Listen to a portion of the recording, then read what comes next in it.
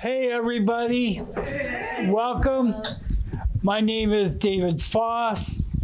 I live at Decker Towers in Burlington. And the last couple of years, I've been going down to Washington to talk about tenant rights, learn more about what's out there for folks that do rent in both regular housing and also government subsidized housing. And I tell you, there's a whole new world out there that a lot of folks here in Vermont don't understand. So I'm in the process of forming what I call BRAVE, Burlington Resident Advocacy Voting Education. And what we're trying to do is, one, educate people how to become a resident, for one, to rent in Burlington, what to do if you get into trouble, if you get in trouble, paying rent and things, what's out there like CVOEO, ACLU. A lot of you probably have heard and seen what's been going on at Decker Towers over the last few years, and we've even got the Human Rights Commission involved and others. There's just so much out there, and a lot of people coming into Burlington don't understand what there is. And also with the voting thing, we want people to become more involved even with their buildings, but also with the city, and then working your way up into the state and then even federal, because if you can work on different rules and legislations and stuff, you understand what's going on, it'll better help us to get a better place to live in Burlington. But also, this whole country is in a mess right now, and there's so much false news out there. The best thing is when we get together, people like this, working with local tenants, and then do the same thing statewide, and then up the ladder nationally. And I met Tia this year, and we talked and said, we need to get some more information, let people come here and understand what there is and what we're concerned about, and answer questions from you guys. And I think we got a great event for now. We'll have more in the future as well. So thank everybody for coming. Now I want to introduce Jess Hyman.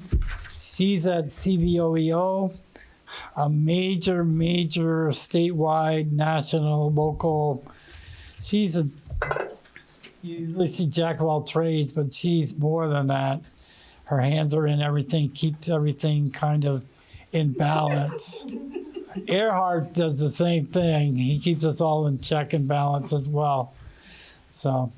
Thank you.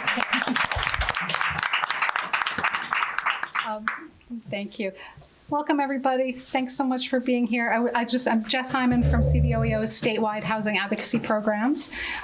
So as I'm sure most of you know, CVOEO is one of the state's 5 community action agencies, and we work on behalf of all of Vermonters, and our programs all address social, racial, economic, and environmental justice. And our statewide housing advocacy programs serve renters, people living in manufactured home communities, asylees, and people experiencing discrimination in their housing, and others. And it's just such a joy to see you all here today and to be here with this amazing group of people. And I'm just so grateful to Tia from the National Low Income Housing Coalition for making this happen, to our amazing panelists, and also the folks who are facilitating.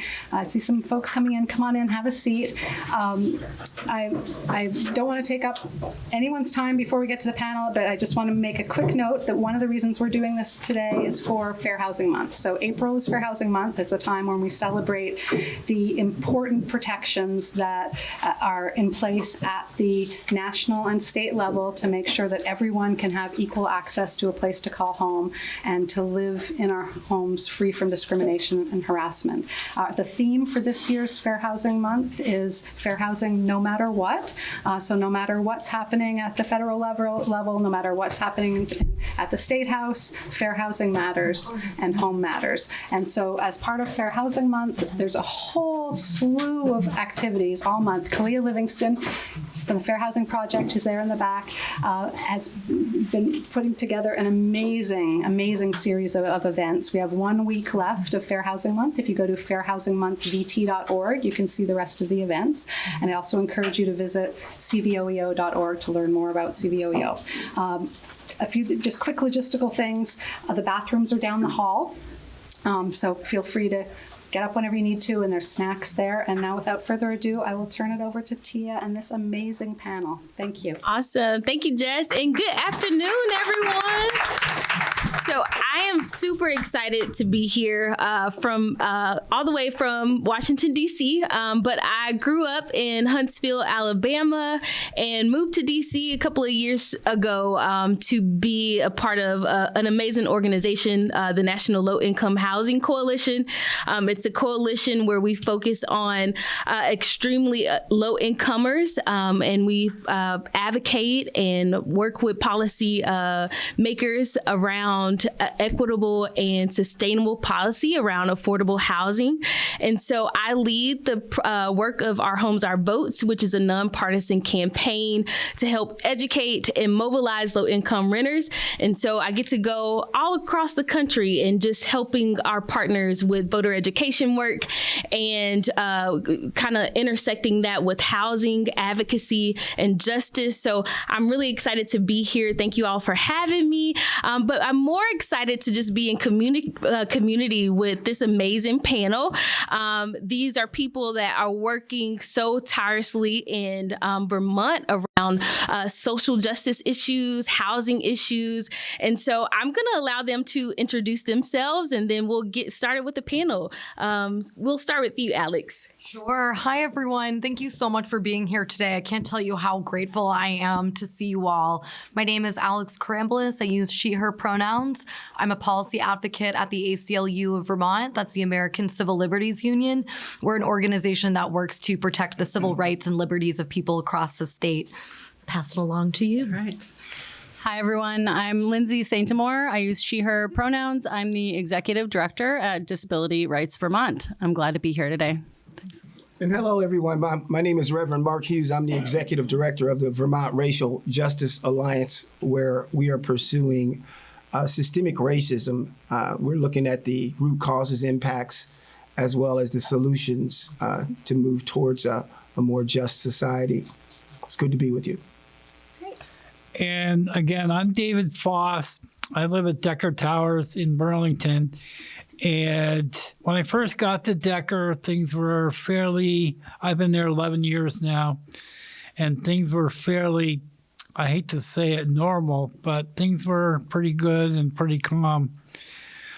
Since I've been there at Decker Towers, I've gone through 3 administrative changes at Burlington Housing. And the first was not very good. The second was a little bit better. And I think this one is good, but it's being challenged by a lot that's going on in our community, including federal legislation. And again, my biggest concern of all of this is something that our president enacted last year, June 24th of 2025, making homelessness a crime. And that means anybody that's thrown on the street for any reason can be picked up and thrown in some kind of institution, both mentally or physically, whatever. If you don't have a home, it's now considered against the law.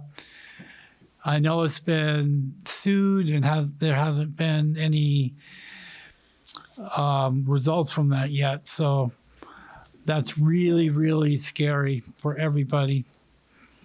Thank you, David, and thank you to the panelists. And then we also have our state legislator, Saudia LaMont, on with us today on Zoom. If you would like to just welcome the audience, Saudia, that would be great. Yes, thank you. Good afternoon, and my apologies for not being able to be there in person. Kind of overdid it this week and reached my traveling capacity, so I am here. So my name is Saudia LaMont. I actually don't represent Burlington. I represent Lamoille, Washington District, which is rural Vermont. However, I do have history and ties to Chittenden County and deep connections with CVOEO, and deeply committed to housing and Fair Housing Month. I also am the Global Engagement Director for Lamoille Equity Team in Lamoille County. So talking about equity and housing and all things is sort of my alignment with my work. And thank you for having me today. Thank you so much. And just to ground us today in today's conversation, I'm just going to give a little back story and conversation before we get started.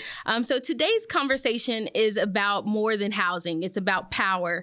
Housing is foundational. It determines where we live, where our children go to school, how we access healthcare, and whether we feel rooted in enough to engage in our communities.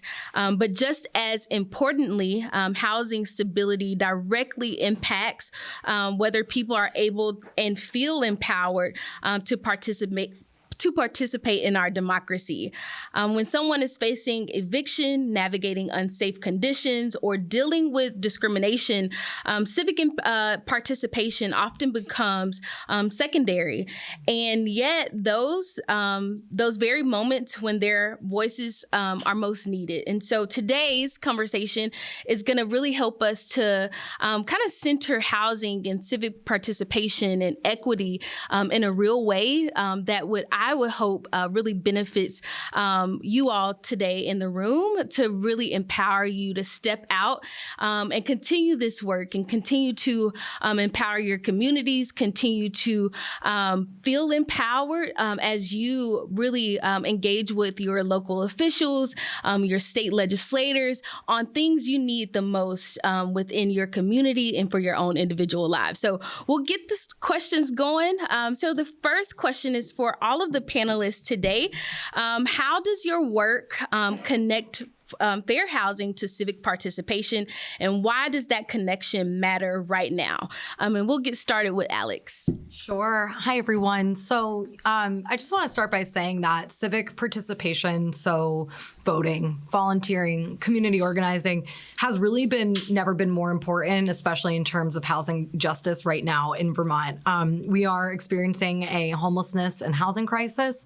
We know that we have some of the lowest vacancy rates in the country and some of the highest rates of homelessness. And for context, we have the 4th highest rate of homelessness in the country right now. In 2017, we had the 2nd lowest. And so things have gotten pretty bad. Channeling the needs of our community members who may have seen their rent raised by 40% over the last 6 years, who may be experiencing challenges in receiving shelter due to a disability, people who might be experiencing homelessness right now, channeling that energy and bringing it towards the State House is really how I see my job, and it's kind of centered to the work that we do at the ACLU.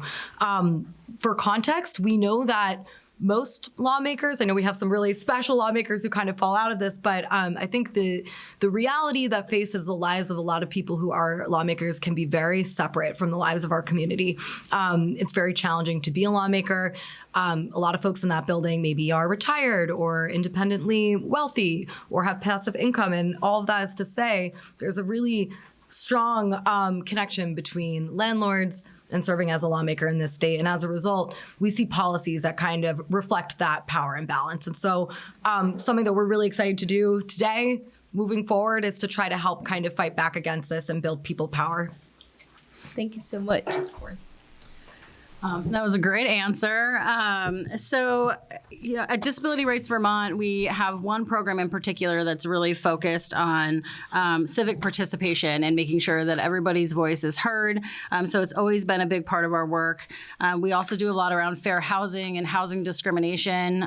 We really feel like, stable housing is critical for, as Tia said, maintaining proper health and just being able to be successful in employment and in life and raising families. And we're seeing housing discrimination crop up now where people's housing instability is being used as a reason to separate families and to take kids away from parents. And that's just going to exacerbate harm and trauma. And so the trauma and all of these discriminatory practices just kind of compound on one another. And so, as Alex said, like now is really a time where we're in crisis. This has always been a priority for Disability Rights Vermont, but now more so than ever.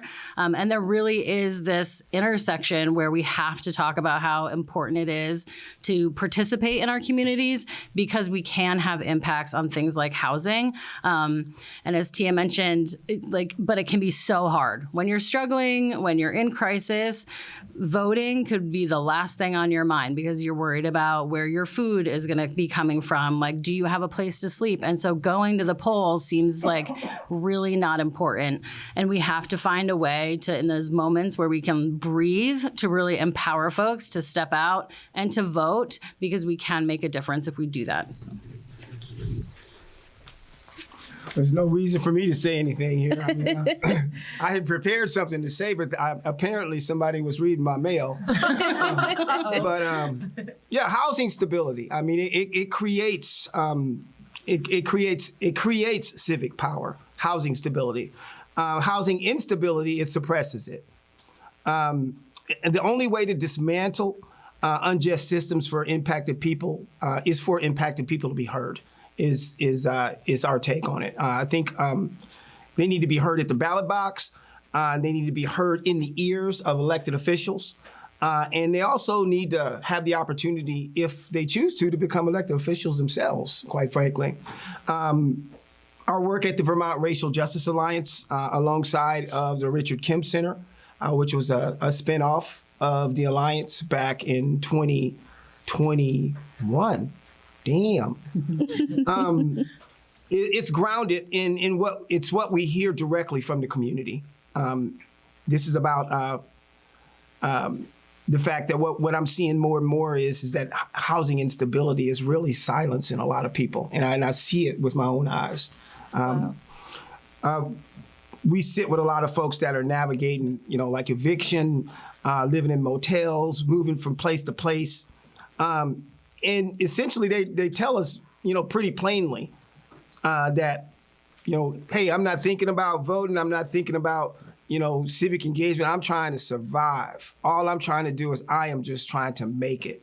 And yeah, we understand that these systems they produce these disparities, and this can really only be dismantled if these impacted communities are heard. The impacted communities' voices really need to be heard. They need to be heard at the ballot box in the ears of elected officials, and they also need to have the opportunity to run for office themselves if they choose to. Through our movement, we have a Raise Up Justice movement, which is a civil rights movement. And policy efforts that we have in play, like Proposition 4, which is the Equal Protection Constitutional Amendment. Also S301, which is a civil rights bill, which addressed Title 9, 21, and 13, which are all of the above. We're working to remove barriers, not only to housing, but also to civic participation. Through the Richard Kim Center's Growing Homes initiatives, we're creating pathways to land stability and also generational wealth. Which is really at the heart of all of this discussion. What we see in real life, when people are stable, they show up, they organize, and they lead. Without stable housing, democracy becomes unequal, and that's where we are. Thanks. Thank you so much, Mark. Now, I live at Decker Towers, and there is a lot of, at first was more of what people just didn't want to get involved, didn't understand that they need to speak up and bring out, complain, let people know what's going on. And when I first got involved at Decker, and I didn't really notice it until I've been there for a while, but the voices were always, you are lucky that you have a place to live, but you're going to live in this way. We will tell you how to live it, and not the fact that they should be helping us live it, and we should be able to live it the way we are brought up, and to, voice our opinions. People are still very much afraid of getting evicted for speaking up.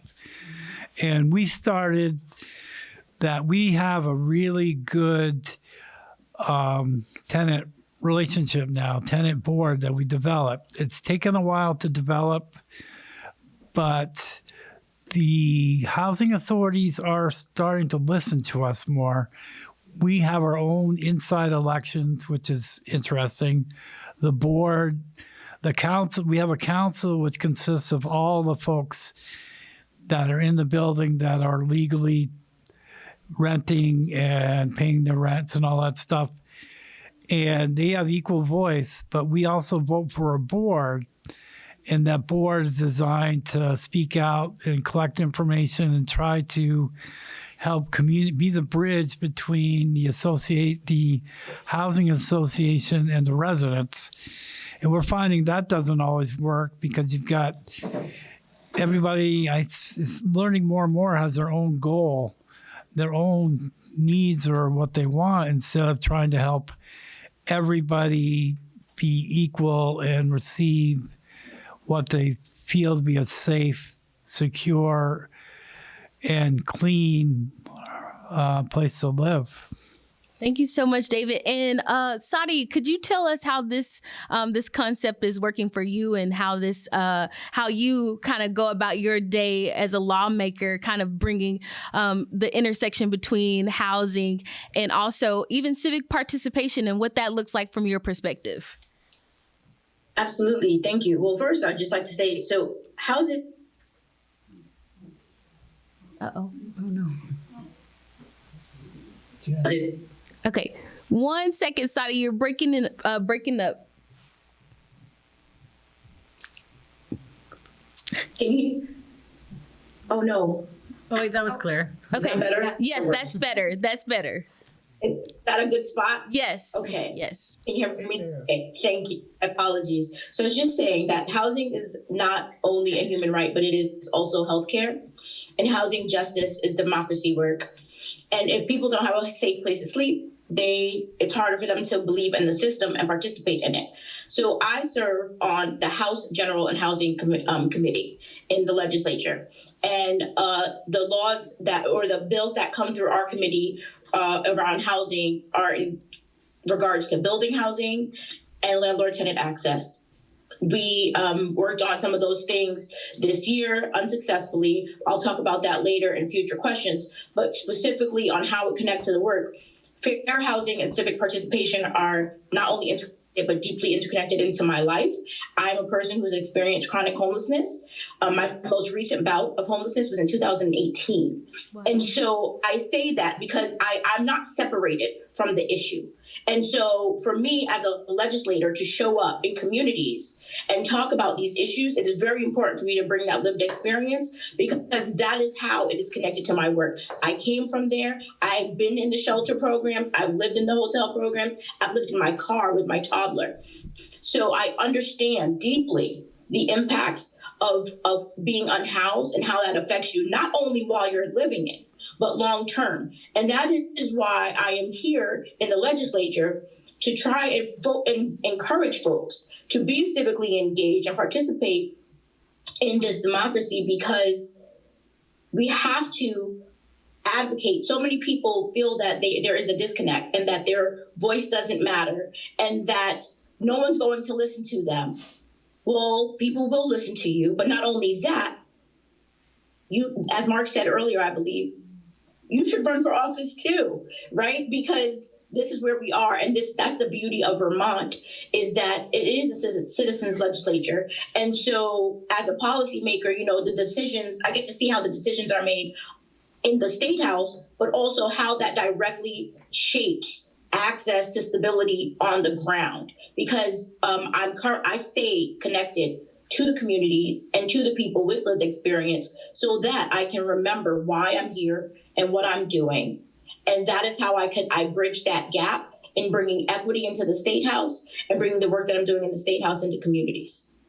Thank you all for sharing. That was really helpful insight about how this kind of it works across the board. And so, question I have for David, from a resident perspective, how does housing instability or inequitable housing affect your ability or willingness to engage civically or vote? Or how have you seen that kind of on the flip side for others that may be impacted? Well, I've seen that all over the place. First of all, not being able to have a job or not even have a resident place to live. I mean, most places require at least a stable address in order to apply for a job. And I really believe without housing of any kind, you need housing for a platform, a base of operations. And then from there on, you can maybe apply for a job and get a better job. There's just so many better things to get to by having a house. But I see all over the place, language is a big barrier, I find. In the building I live in, there's at least 8 different languages. In Burlington housing, there's 44 different language barriers. So there's a lot of communication that comes through from both the local housing authority within each other's buildings, within city and state, and people don't understand each other. They don't want to understand each other. They use those differences to talk around each other or through each other to, a lot of people aren't on the same page. I notice there's a number of folks in my building that are actually deaf. It's hard to communicate. I've been trying to advocate for more sign language, ASL classes and stuff like that. And we don't have that. And then there's also threats always of being evicted, speaking out against something you don't like. You can be evicted. And one of the things that's scary in the legislature right now is a policy where you don't have to have 30 days to be notified to be evicted anymore. That's something that's being currently worked out in the legislature right now. And I mean, they could foreseeably, right now they have to give you 30 days, but if this legislation passed that's coming, then it could be a week or whatever, and you're gone. And the thing is, people need to work within maybe your building or your city first, then go to your city council folks, talk to them. I go to city council quite a bit to concern about problems and also success. You need to it's two-sided. You need to be responsible. If you're renting, you got to pay your rent. I mean, there's things that happen, and you can usually work it out with the housing association about that. But then I've seen some not so good landlords that say they don't receive your rent. They use the language barrier as a problem. They don't get back to you at all, the renters, the landlords and stuff like that.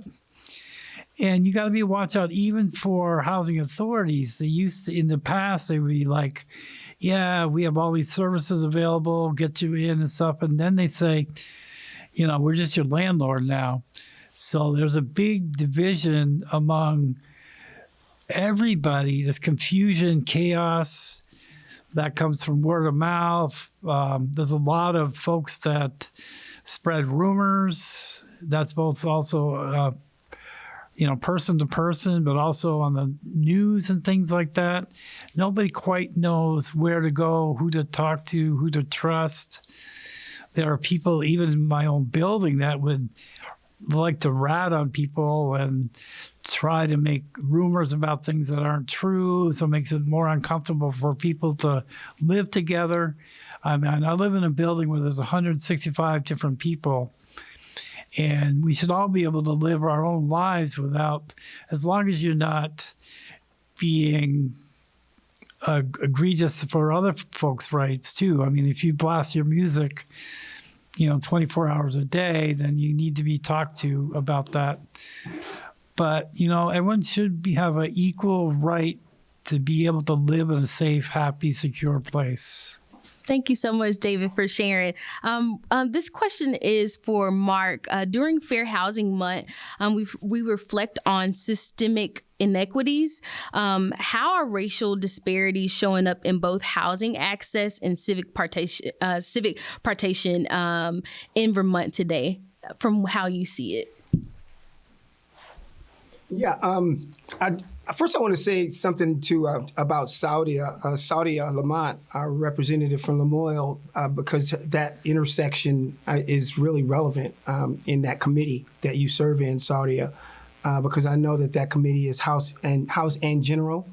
And I think, if I'm not mistaken, that committee was also taking on the responsibilities of equity-related matters. So there's a huge intersection that Saudia is living at, that you're living at, Saudia. So I just want to say thank you. Also, full disclosure, Saudia is a really good friend as well. And I just want to say, hey, girl, what's up? So yeah, can you repeat no, I'm just joking. So in the work of the Racial Justice Alliance, this work that we're doing this is not theoretical. We're not dealing with stuff that we're reading about. I mean, I got a lot of books and I read a lot of books, but we're talking about lived experience. This is all lived stuff with people. I'm also a minister in the tradition of my faith. Poverty is mentioned 2,000 times in the Bible, and you may not read the Bible. That's cool. I do. I'm just saying there is a significance here when we start to talk about poverty. When we start to talk about, especially when they use the word patokos, which really has to do with how poverty is actually created intentionally to keep people wealthy. And honestly, it pisses me off. Because that's really manifesting a lot in all of our lives in different ways and on different levels. We hear a lot, in our communities, folks who are disproportionately experiencing homelessness, just denied access to housing, locked out of home ownership. In the same communities, obviously, they're underrepresented in voting and in public meetings and elected office. I don't know about y'all, but a lot of times I'll forget about a city council meeting. I won't even remember it's a city council meeting, or I'm just so tied down, or just, life just be lifing. Yeah. Where I just would love to get there, but I can't. So underrepresented in public office as well.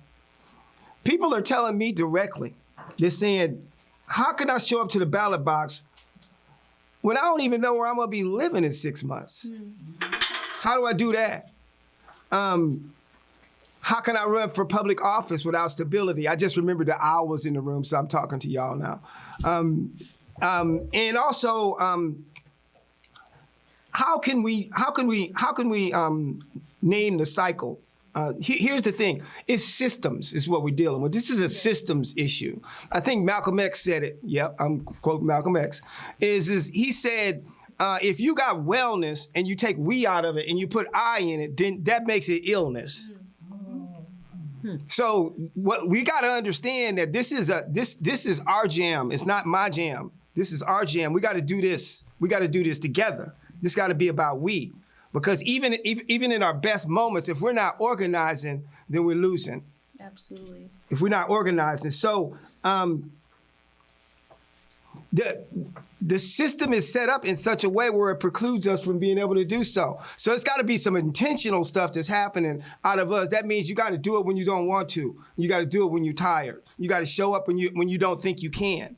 I'm telling you, the opposition, they drag their sorry behinds out of bed and they're just all cranky and everything, and they're all organizing and doing all this crazy and stupid stuff that's killing us, literally killing us. And they show up every single time. And they show up in solidarity, even when it's wrong. They show up in solidarity. So we got to show up. That wasn't on my paper. But the thing is that the main point I'm getting at is to change what it is that what we're getting after. And we need systemic shifts.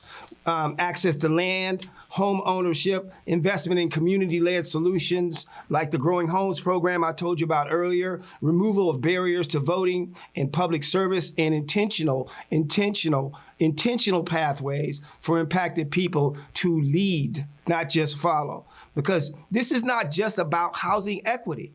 This is about power. Yes. Thank you, Mark. That's really good.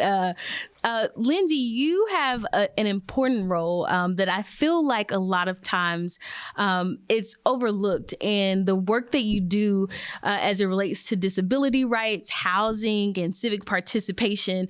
I really would like for you to kind of expound on that and sharing some of the barriers that people with disabilities facing at the intersection of housing and civic of housing and voting, and where our systems still falling short, and what are you seeing as some solutions to that? That wasn't on the paper. Solutions was not what I was asking. I threw that out there just really quickly as it relates to your work. All right. So, I think some of the major barriers when it comes to the disability community is really a lack of understanding about how powerful their voices can be and what our rights are in terms of voting. You don't have to have a permanent address. You don't have to have your driver's license. Like, there are ways for you to still be engaged in your community. And then the information that's available isn't necessarily all that transparent or understandable. And I think that can be sort of scary for some folks. So I think some of the barrier comes just from like a basic educational foundation. And then I talked a little bit about it already. Like, when housing is unstable, voting seems so much less important. There are other things that just demand your attention.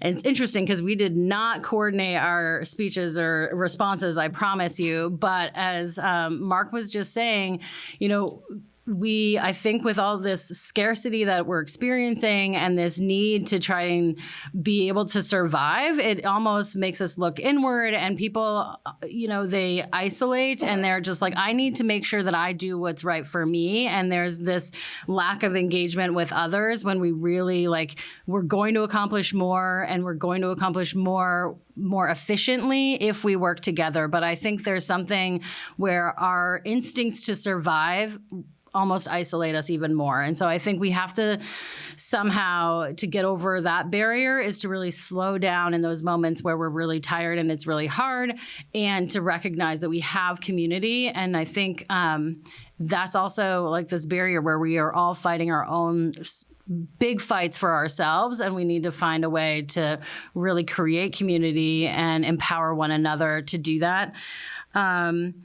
And I think in terms of being overlooked, it really stands out to me that a quarter of our population is made up of people with disabilities. And you can be in the disability community at any point across the lifespan, and of any gender, any race, any ethnicity. And yet, it is often really overlooked. And so, so 25% of our population has a disability, but 60% of people who are experiencing homelessness have a disability. So there's this really disproportionate impact on people with disabilities.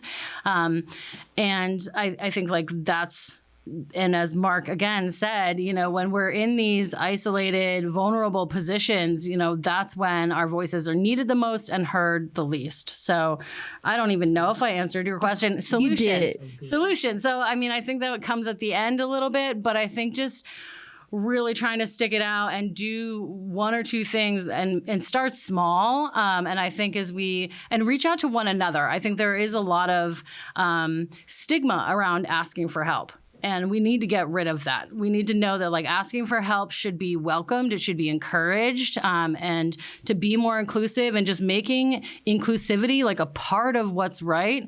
I think will go a long way to start to strengthen our communities and ourselves. Thank you so much, Lindsay. Alex, it's the legislative season right now, session for Vermont, and you're doing a lot of work. From your perspective, from a policy perspective, where are the biggest protections solutions or gaps right now when it comes to fair housing? That is a great question. And so maybe to start it off, I also just want to say, Saudia, I cannot thank you enough for your comments that you shared just now. It got me really fired up. You inspire me. And I do want to start with the protections, because I think one thing that I do just want to note on fair housing specifically is that we had a really huge win last year, and this was thanks to Saudia and to other colleagues on the House General Committee, Leonora Dodge. There was a coalition led by Migrant Justice that added citizenship and immigration status to our protected classes, which means that you are protected, through our discrimination policies and, fair housing and employment, et cetera. And so that was an incredibly huge win. That being said, we are facing a lot of challenges right now in housing broadly. One thing that I just want to note is we are all experiencing a housing crisis across the state, no matter where you kind of fall in that matrix.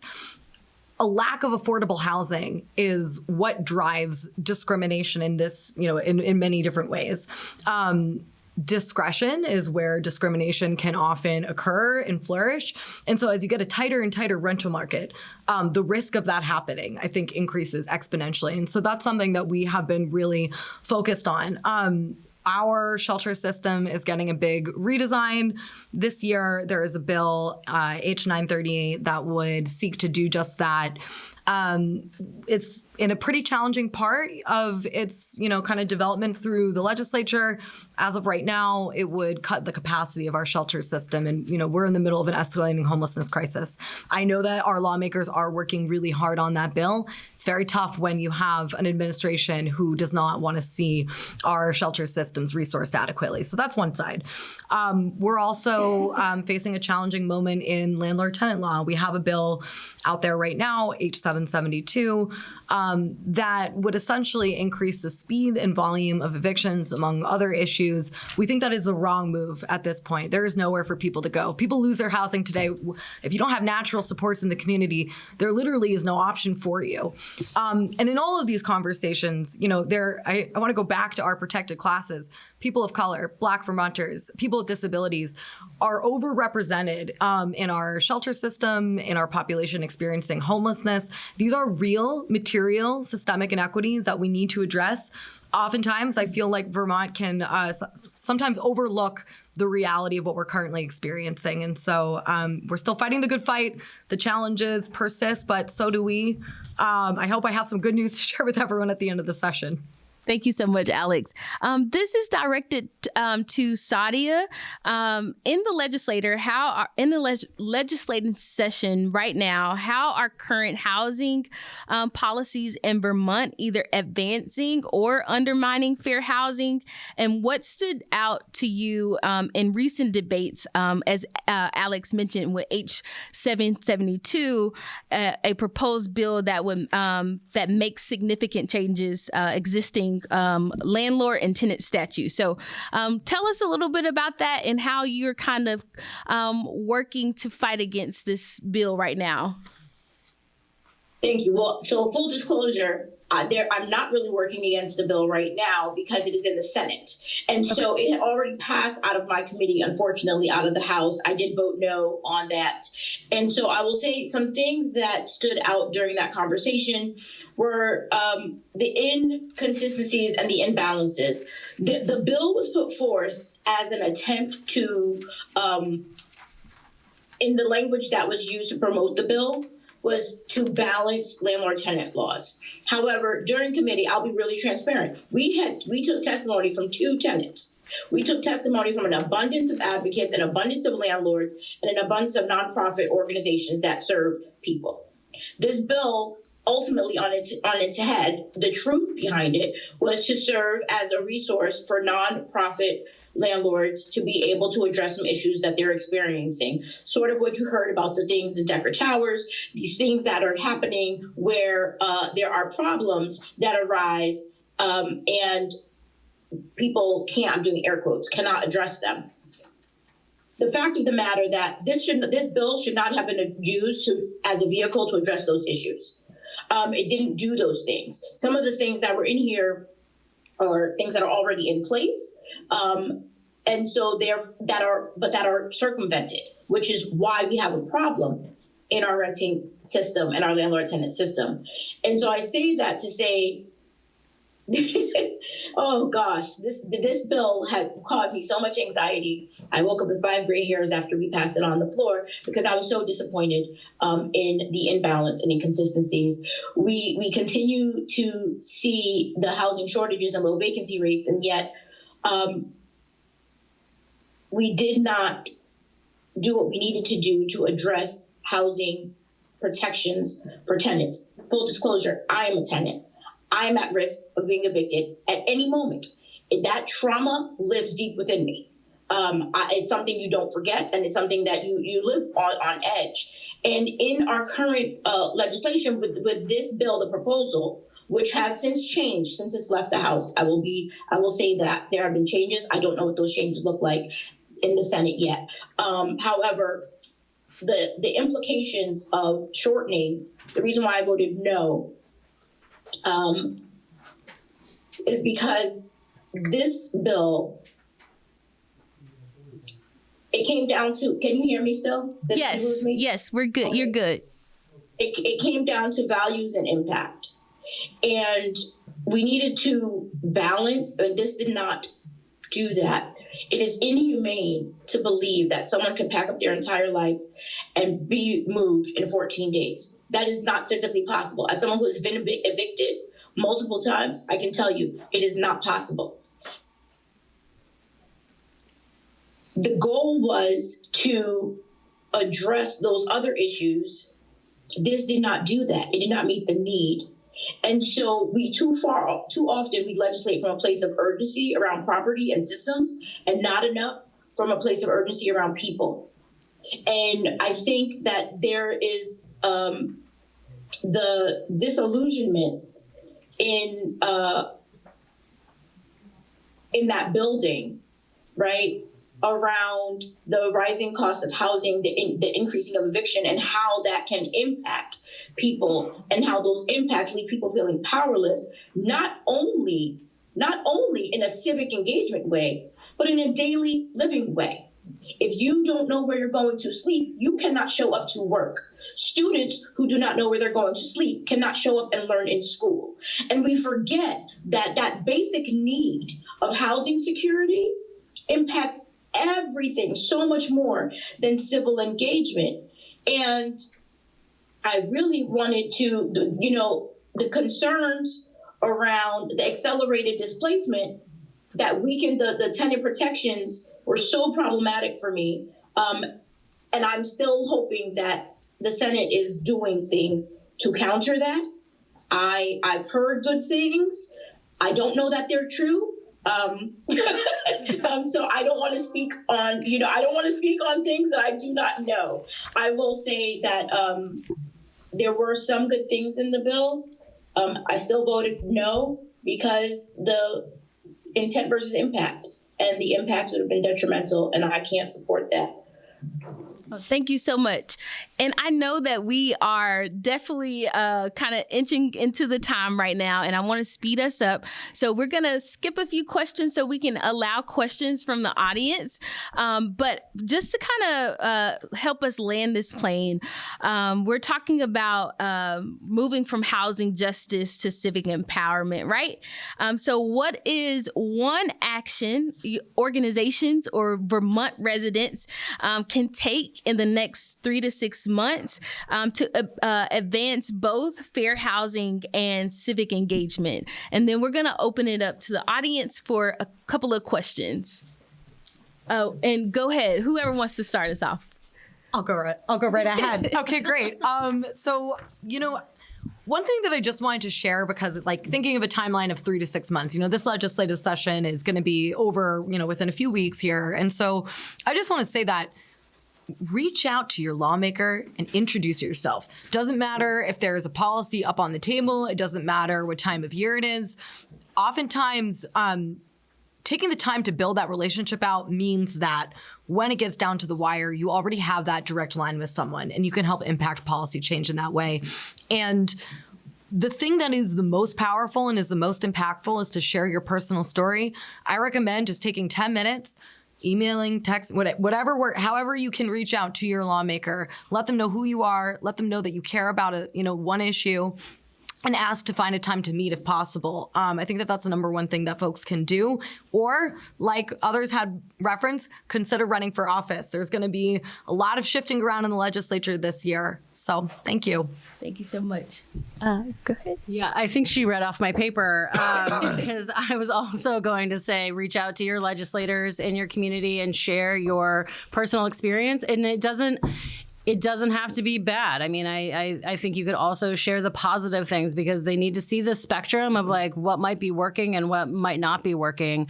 And I think it builds that connection. I would encourage you to do that in the next 3 to 6 months because it's not during the session when, they're running around with their hair on fire because there's 100 bills in front of them. And so I think now is like moving into the summer and then the fall is a great time to start building those connections. And yeah, I would love to see more people with disabilities running for office. I think that might be some work that Disability Rights Vermont does in terms of creating accessible material and maybe an educational film that breaks down that process, that takes like the fear out of like, how do I even do this? So stay tuned. I'm hoping that that's going to be some of our Help America Vote Act work, is to really encourage people to know that you all have the ability to do every day what Representative LaMont is doing at the State House, and she is incredible. We actually grew up in the same town. So hi, Saudia. So yeah, I think just knowing that you can be as powerful as you want to be and just getting out there and just starting small. And if you don't get a response, like, don't give up. I mean, I would say I receive numerous calls and sometimes I can't get to every single one of them. And it doesn't mean that I don't want to talk to that person. It just means they might be busy. So I would say if you don't hear back right away, just persistence will pay off. So Thank you so much, Lindsay. Mark, what about you? Yeah, I mean, shout out Paul Dragon. I want to go back to Saudia again because if you're considering running for office, you should hear this too. Is you need to really focus on what that looks like and talk to somebody who's done it and surround yourself with a network. You need the infrastructure to support you because it will kill you. So there is a I want to really put that out there and be really hard about that because it is designed to be very, very difficult for us. That's the reason why we're not there. And when we get there, it's not game over, it's game on. Yeah. And you need to surround yourself with folks who are going to support you in that work. So I just want to say that.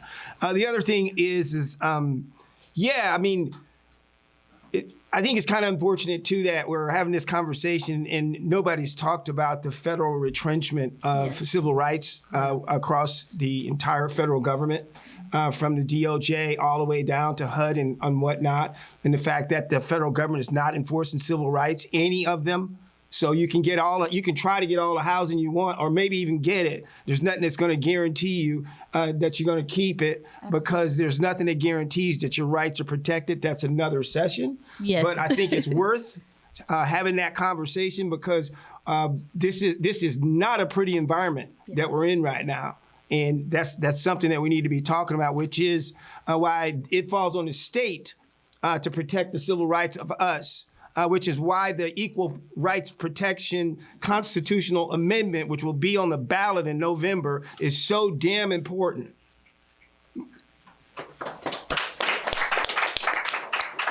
Very important. Okay, so whatever you can do around that, it's in the House right now. We need to get it out of the House.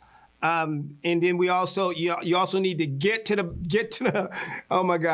ballot box in November and vote on it. Okay, so everybody has a voice there. More importantly, is we all need to organize in our communities right now. Okay, I'm gonna give you two things real quick. Number one is on Tuesday at the Richard Kemp Center at 6 p.m. I do a lecture series called Truth and Justice Series. Be there in the house. I can tell you more about other things that are going on. That's every fourth Tuesday of the month, y'all. I'm gonna say it one more time. Every fourth Tuesday of the month. So if you don't make it on Tuesday, we'll have another one, okay? And every third Thursday of the month, we do the Raise Up Justice, and that is the meeting that we're doing on civil rights, and that's a moral, multi-generational, multiracial movement. That's a fusion movement. So we gotta come together. We gotta come together. You can ask. The legislature is going to be in session every now and then, and they ain't gonna never do what it is we tell them to do. Exactly, they never do. Trust me. And we got a lot of wins, but they never do exactly what we ask them to do. And they are not our saviors. We are our saviors. We are the cavalry. So we gotta organize. And that doesn't mean showing up for an indivisible or a 50501 and then putting your sign back in the closet. We got to organize. Thanks. So good. So good. We're going to let David end us and then we'll start opening up for questions. Yes. I just want to say just a couple of things. I have found over time, I realized that I found out that I am autistic. So some of the things I say may not sound right or whatever, but I also learned that there's a lot of information out there. And by talking to people, just if you got an idea, just start talking. People will say, oh, maybe it's not a great idea or whatever. But there is so much that you can learn just by talking to your neighbors. And then if you live in a building, whether it's CHT or BHA, try to get together in your building and talk about issues. Talk amongst each other, form a council if you need to, but then go and talk. All these folks that are out here, they can help you. CVOEO can help you find direction. I'm involved in both my building organization. I go to the Neighborhood Planning Association. Going there, they're the closest thing to a democratic institution still. You go there and you talk, and that's a good way to be able to talk to your city council people. We're lucky I'm in Ward 5. We get our legislators to come every couple of weeks to fill us in what's going on. And you can learn valuable information, which you can pass on to the rest of your neighbors.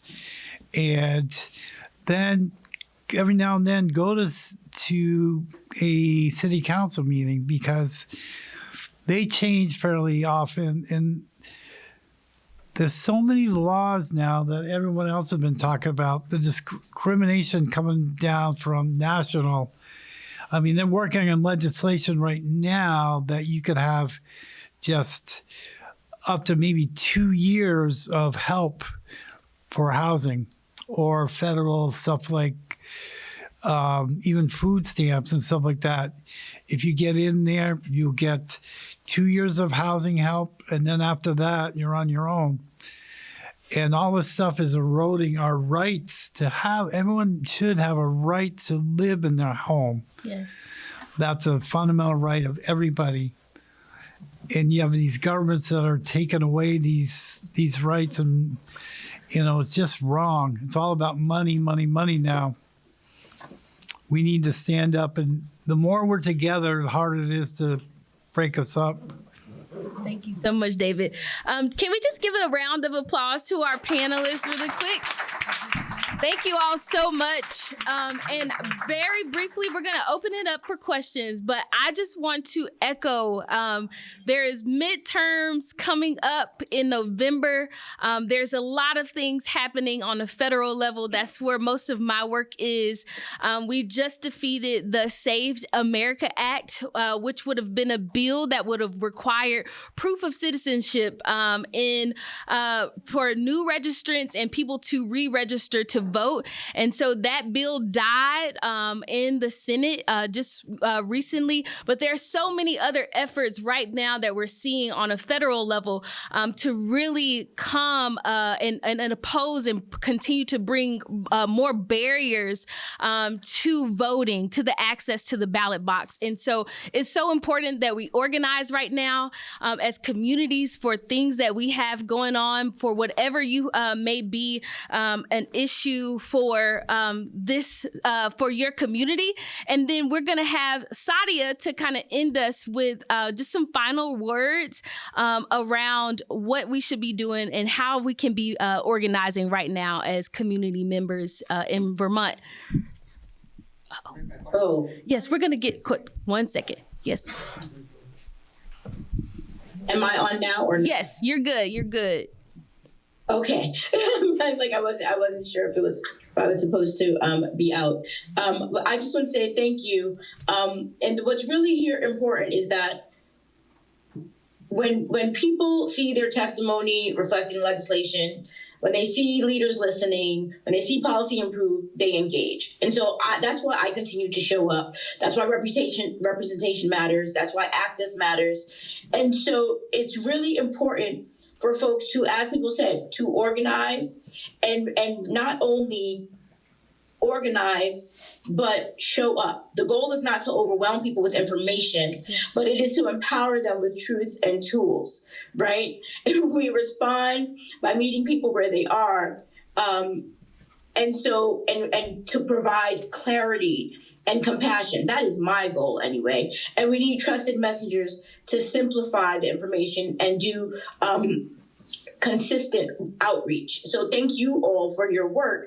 But I just want to also end with, I've seen civic power shift narratives and stop harmful legislation from happening and move bold ideas forward. And so it is so important for not only people to organize, but to be informed. Yes. To be informed and persistent. You have to learn, you have to know, you have to engage.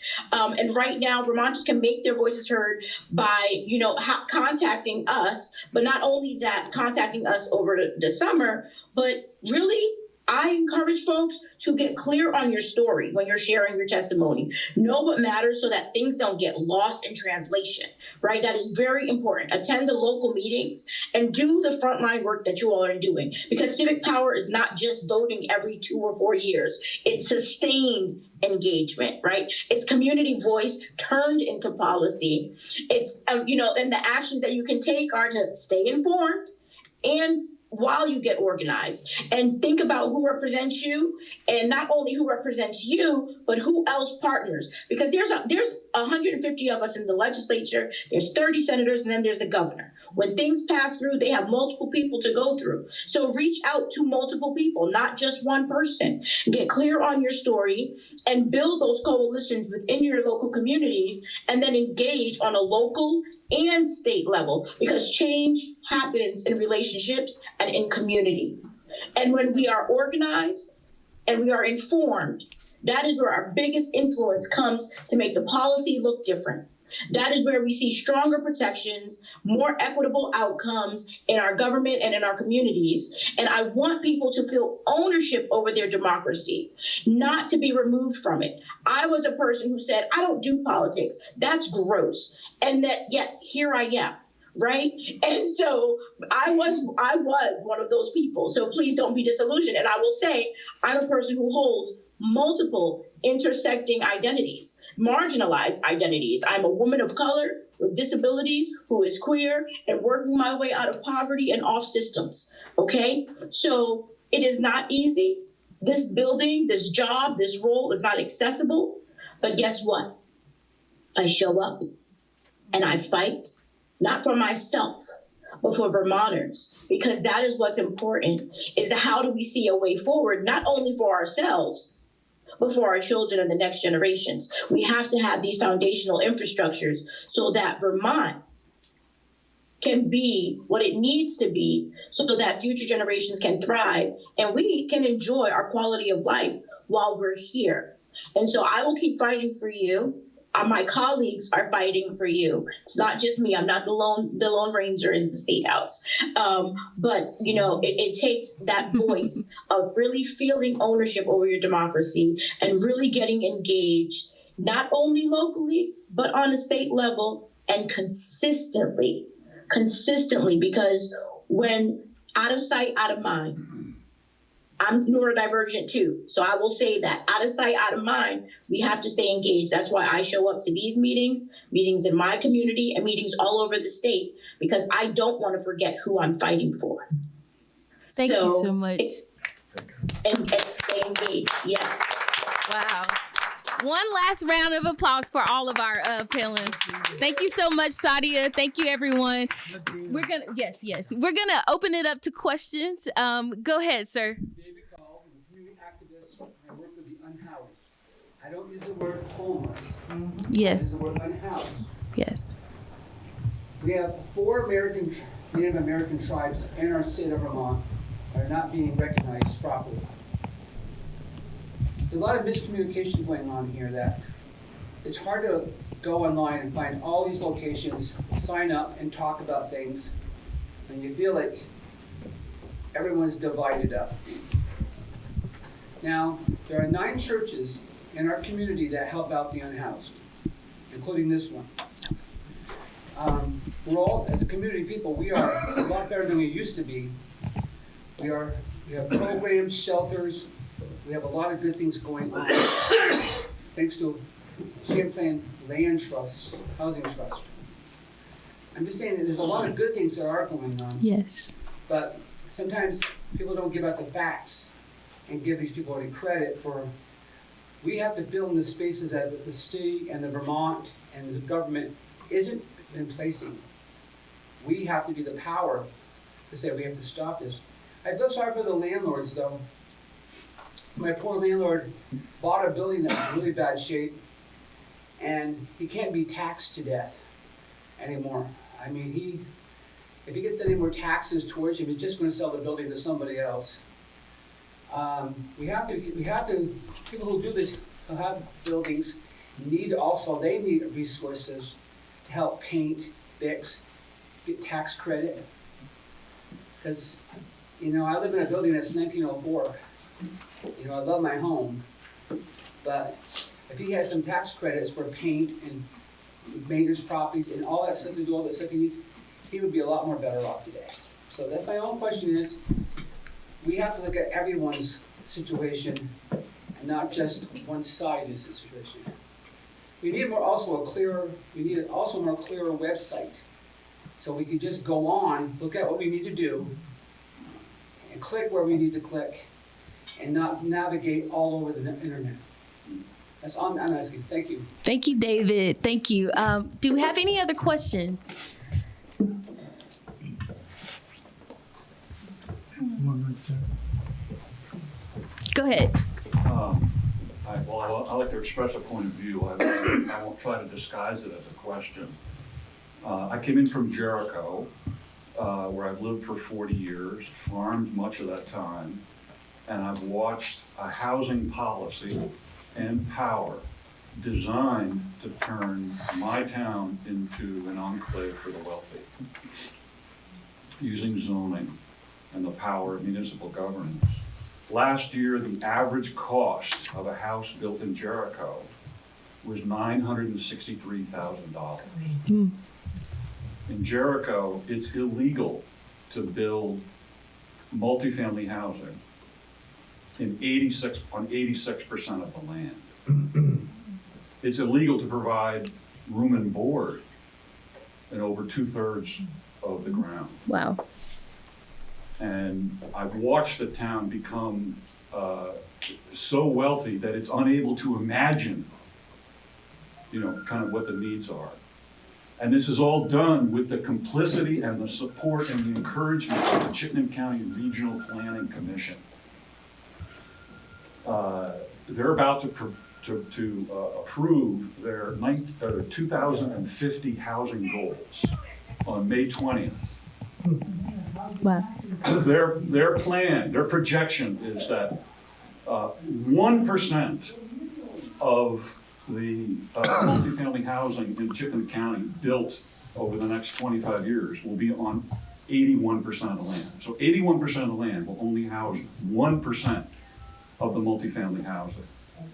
And their vision of single-family homes as being kind of the legitimate housing, which is big homes on big lots, is a recipe. It's designed to support and encourage housing for the wealthy.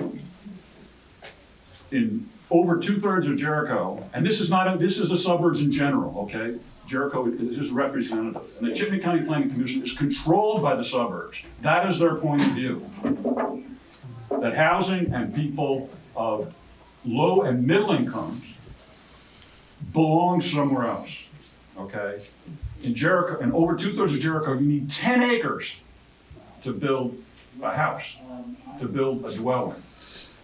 If Winooski had that kind of zoning, in all of Winooski, there would be 91 homes. If they practiced the same kind of inclusionary policies that the suburbs are practicing. So I think it's important that the vision in every case go beyond Burlington and Winooski and kind of the situation that this sort of belief on certain people belong in certain places. And that the suburbs need to be challenged. And one place to start would be May 20th, when the Chittenden County Regional Planning Commission is about to decide that over the next 25 years, on 81% of Chittenden County, so we're talking about, Essex Town, Jericho, Richmond, Shelburne, Charlotte, on 81% of Chittenden County, only 1% of the multifamily housing is going to go there. And that just is really simply, it's unacceptable. Thank you for sharing. Saudia, do you have any feedback on what this gentleman just shared? Is that Chuck? Hi there. Hi, Chuck. No, yeah. So, we've talked about this, and unfortunately, in our committee, we are not allowed to discuss zoning. That is land use, which is in our Environment and Energy Committee. Chuck did come into our committee and testify and share his data and his charts, which I was blown away with. And then he did speak further with my intern, and we had some deep. They had some deep conversation about all of these things. It is problematic, and the goal is to create a diverse housing stock. When we look at our housing landscape, and thank you for bringing that up into this housing conversation, because I think so many times when we talk about housing and affordability, it gets focused on landlords and tenants. What we miss sometimes is that housing is unaffordable for many people in Vermont. And so that's why accessing our current available housing stock, making sure we are improving our housing stock, making sure we have not only single family homes, but multi-dwelling units, addressing our density issue, and preventing all of these inequities that exist in our housing landscape. And though some of that happens on a local level, on a municipal level with the municipal planning, as Chuck stated, and that is why local civic engagement is so important. Yeah. Because some things don't happen on a legislative level, they happen on a regional planning level, and that's why staying connected and engaged is vital. Thank you so much. That was so good. That's exactly right. Mark, do you have something? Yeah, I appreciate that, Chuck. Equity means a lot of things, and that's precisely the reason why this has to be an intergenerational and a multiracial movement. This is land use. What we know is if you really peel back Act 250 at its heart, it was land use policy that was created to keep some people out, and make sure it was better for everybody else. And what ends up happening is whenever you create any policy, like Heather McGee said, that excludes anybody, at the end of the day, it ends up hurting everybody. Yeah. So what we're seeing is we're seeing the effect of that. What we're seeing is we're seeing that housing has been capped As a matter of fact, the entire economy has been capped because we're stuck at 642,000 people in the state. And like our governor said, you know, we don't need more taxes, we need more people. So where we're at right now is, and I know Charlie Baker, and I know exactly what you're talking about, and I'd love to talk to you after this meeting.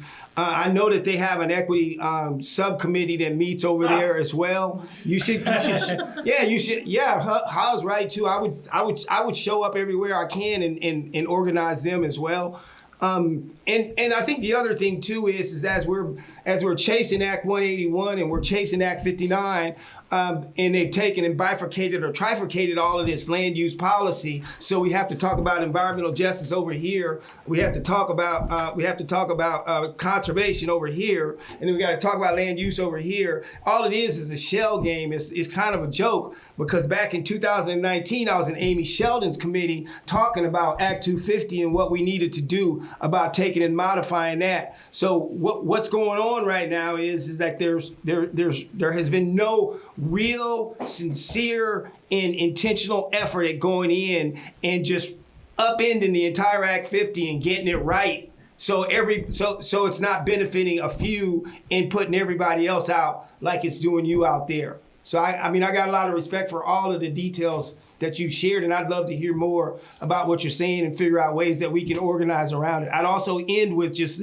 saying that it's a government instrumentality, but it was designed for some of this purpose, Land Access Opportunity Board, those guys over there. So I would highly recommend you talk to the co-directors there, Gene and Ornella, and also get this in front of them as well. I mean, it's a partnership between Power, and in this case, the Chittenden County Regional Planning Commission, where they want Jericho to build housing.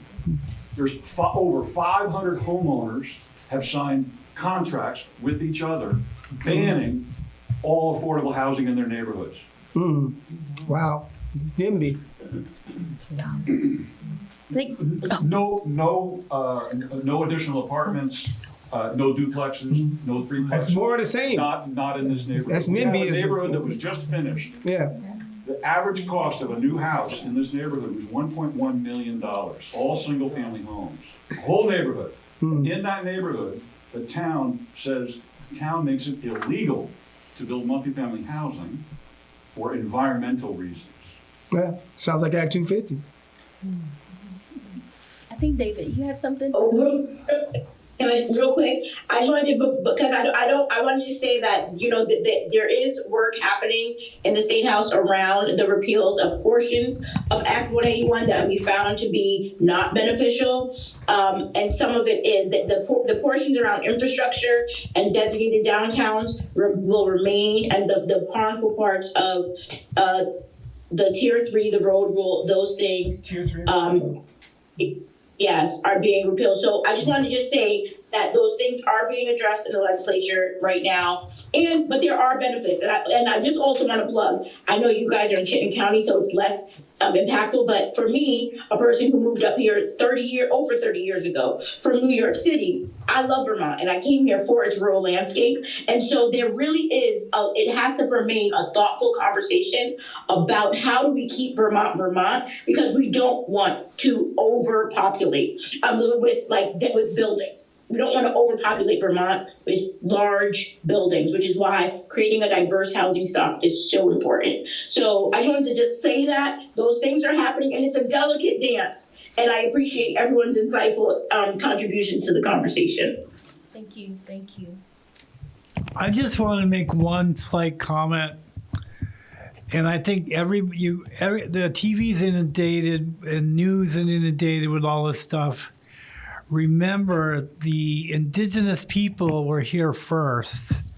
America was, they were all considered Americans before the boundaries and the maps and everything was drawn. So all this stuff going on with ICE and other stuff, they're too much involved in shaping our politics and threats and all that stuff. But remember, there were a lot of people that were here first.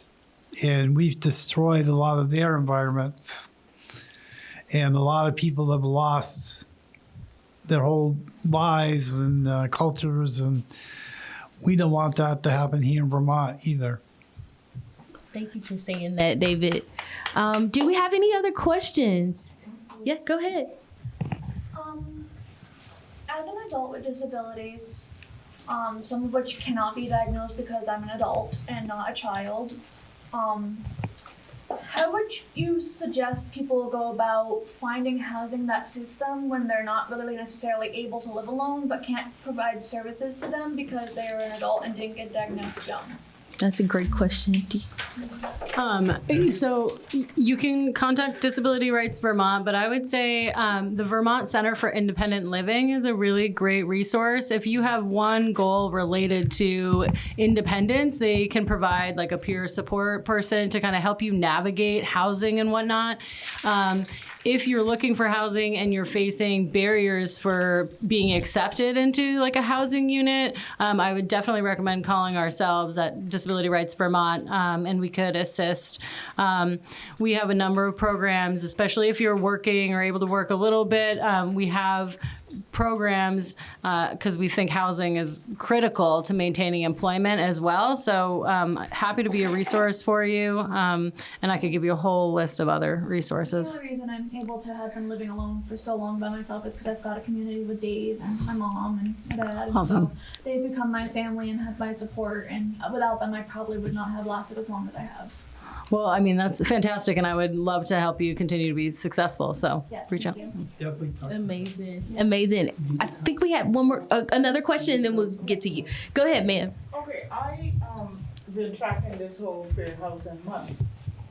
And what are the solutions that are coming out? We understand the situation.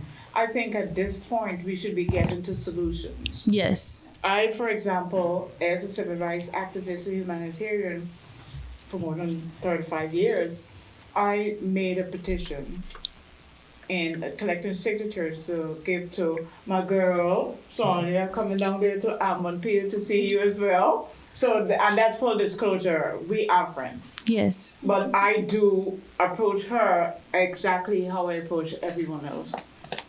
What other solutions are we coming up with to even address the basic human rights, which is housing? That is the question, and thank you for asking it. I think that I'll just speak for the ACLU. This is exactly where our head is at right now. You know, we're coming out of the session. We're seeing that we have not made good on efforts to address root problems this year.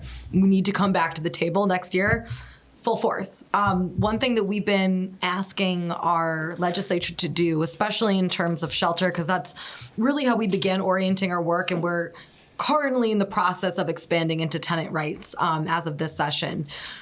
We need a strategic plan. How many single room occupancy units do we need? How many tiny homes? How many vouchers?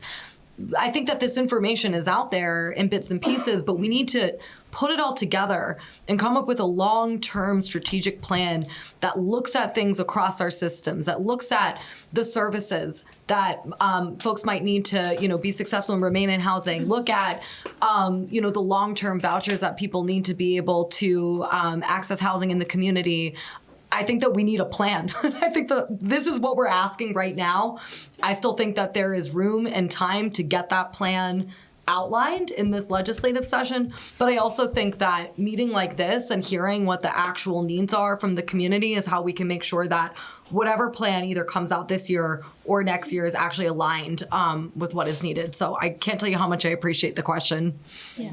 And I would just kind of add to that. So I always get iffy when speaking from a federal perspective, because sometimes immediate needs are there and things that can be solutions that can be local based and also state based. But I think from a perspective of organizing, because that's my background. I really think as communities is really important because everybody has their issues, everybody has their needs. So I think really identifying in communities, what are the gaps? What do we need? What is our shared perspective as a community of what we need? And how can we advocate for what our needs are? And I think important conversations, not just this one time, but I hope, my hope is that we'll continue to get together and really have hard conversations of what our communities need, what the gaps are. And once we kind of start identifying those things,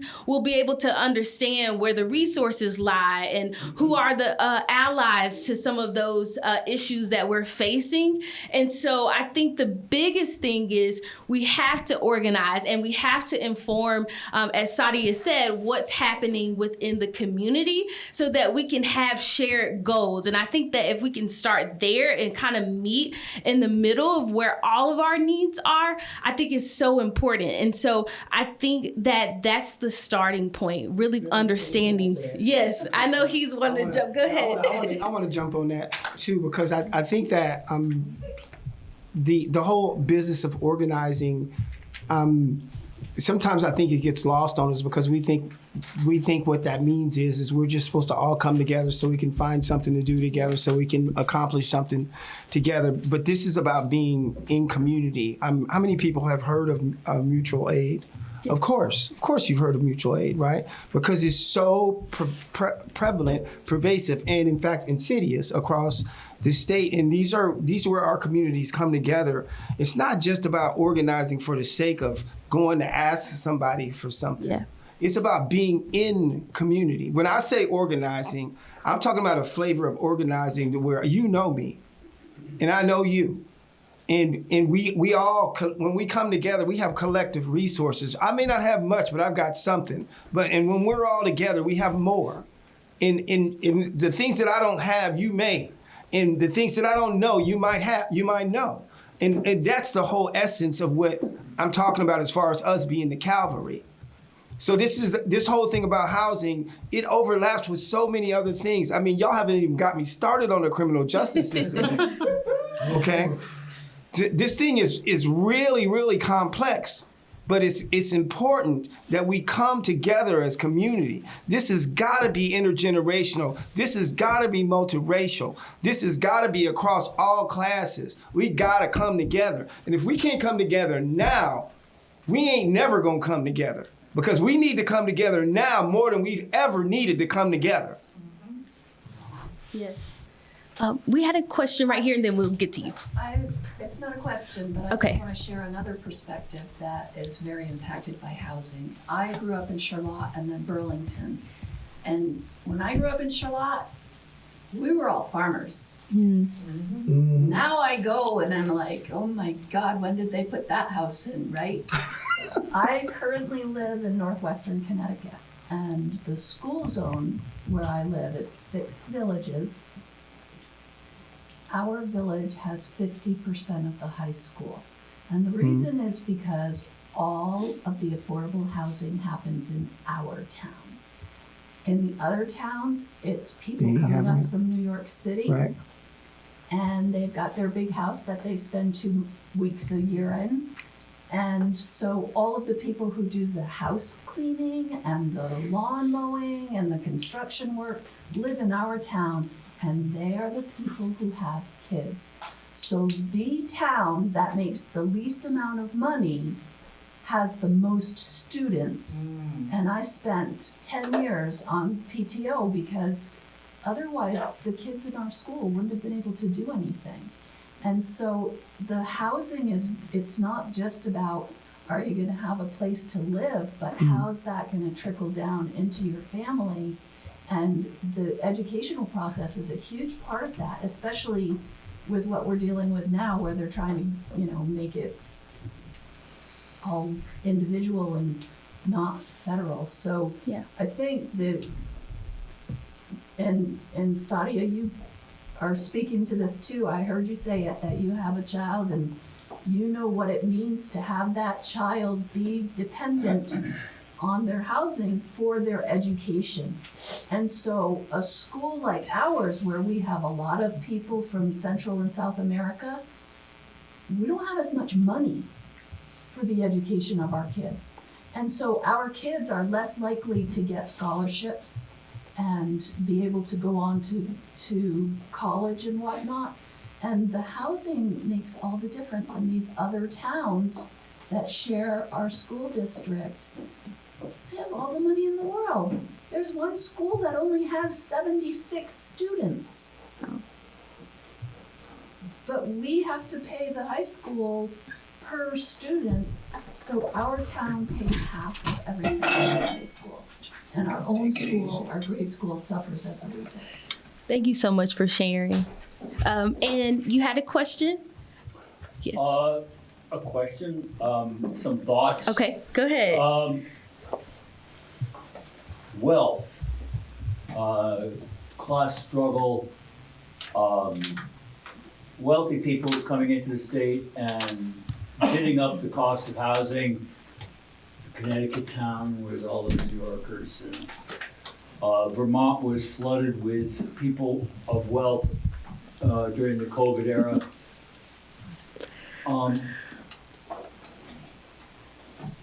The United States, the rhetoric is we're a capitalist country. I'm not going to sit here and tell everybody we should become Marxists or communists. That is not the point.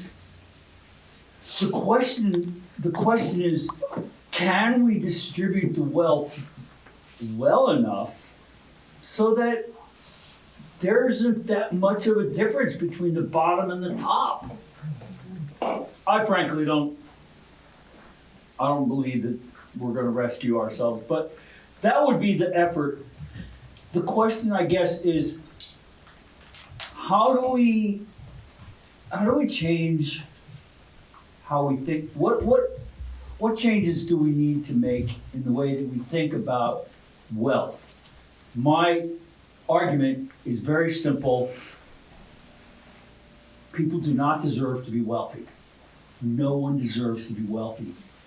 I would like to give you a slogan that you can't use right now, but you can use as a campaign slogan, which is all public policy pushes everyone toward the middle class.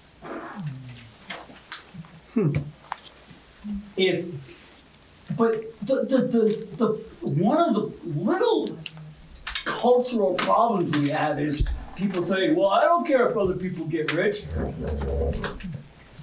Well, actually, the ability for people to get rich is the problem. They're getting rich by exploiting people and taking money from wages so that other people are poor. But the other thing is, people with money bid up the cost of the housing and the food. And the state of Vermont, which is a beautiful state and has been preserved by poor people for a couple of 100 years, it's ripe for the picking for rich people. And this state needs to have a conscientious policy. You know what? We don't need wealthy people. So all these towns around the state, they're all like, yeah, we love the rich people. They pay a lot of taxes. Well, you know what? That's you benefiting at the expense of the people. The people who live in the same town that's getting all those taxes, they can't afford the homes anymore. So the town government is prospering by burdening the poorer people that actually live there. We just have to stop giving all this privilege. Yes, it's just say, yo, you have a lot of money. Oh, I'm sorry. We don't welcome people who are rich anymore. We're trying to keep life affordable. That's my personal rhetoric. I don't know. I think Have a good day. Saudia, no, that was so great. And thank you for sharing. I think Saudia wants to say something to that. Thank you. I have very little to say on the wealth issue other than there are things being worked on. We don't see them being passed, but we're pushing them forward anyways in regards to wealth. That's all I will say on the wealth issue. But I will talk about solutions. I want to go back to Ms. Winnie's question about what are the solutions. And I will say when we look at anything, no matter what we're talking about, whether we're talking about wealth, housing, education, healthcare, no matter what we are, we have to look at everything through an equity lens and ask ourselves who benefits, who is harmed, and who is left out. And that is something that we often do not do, which is why we keep finding ourselves in these cycles of perpetuating systems that are causing harm and leaving people feeling left behind. And so not only approaching through that equity lens in all things, but ask, when we're talking about affordability, affordable for whom? Yes. And what does that mean? Right? Because just because housing is affordable does not mean someone on a fixed income can afford it. So that's a whole other conversation. There's so many layers to this. And I just want to bring those realities into the room, because when you are fixated on one point of view, that is how we don't make projection forward. And the goal here is to move forward in the conversation, to move forward in the work, and to move forward in the solutions.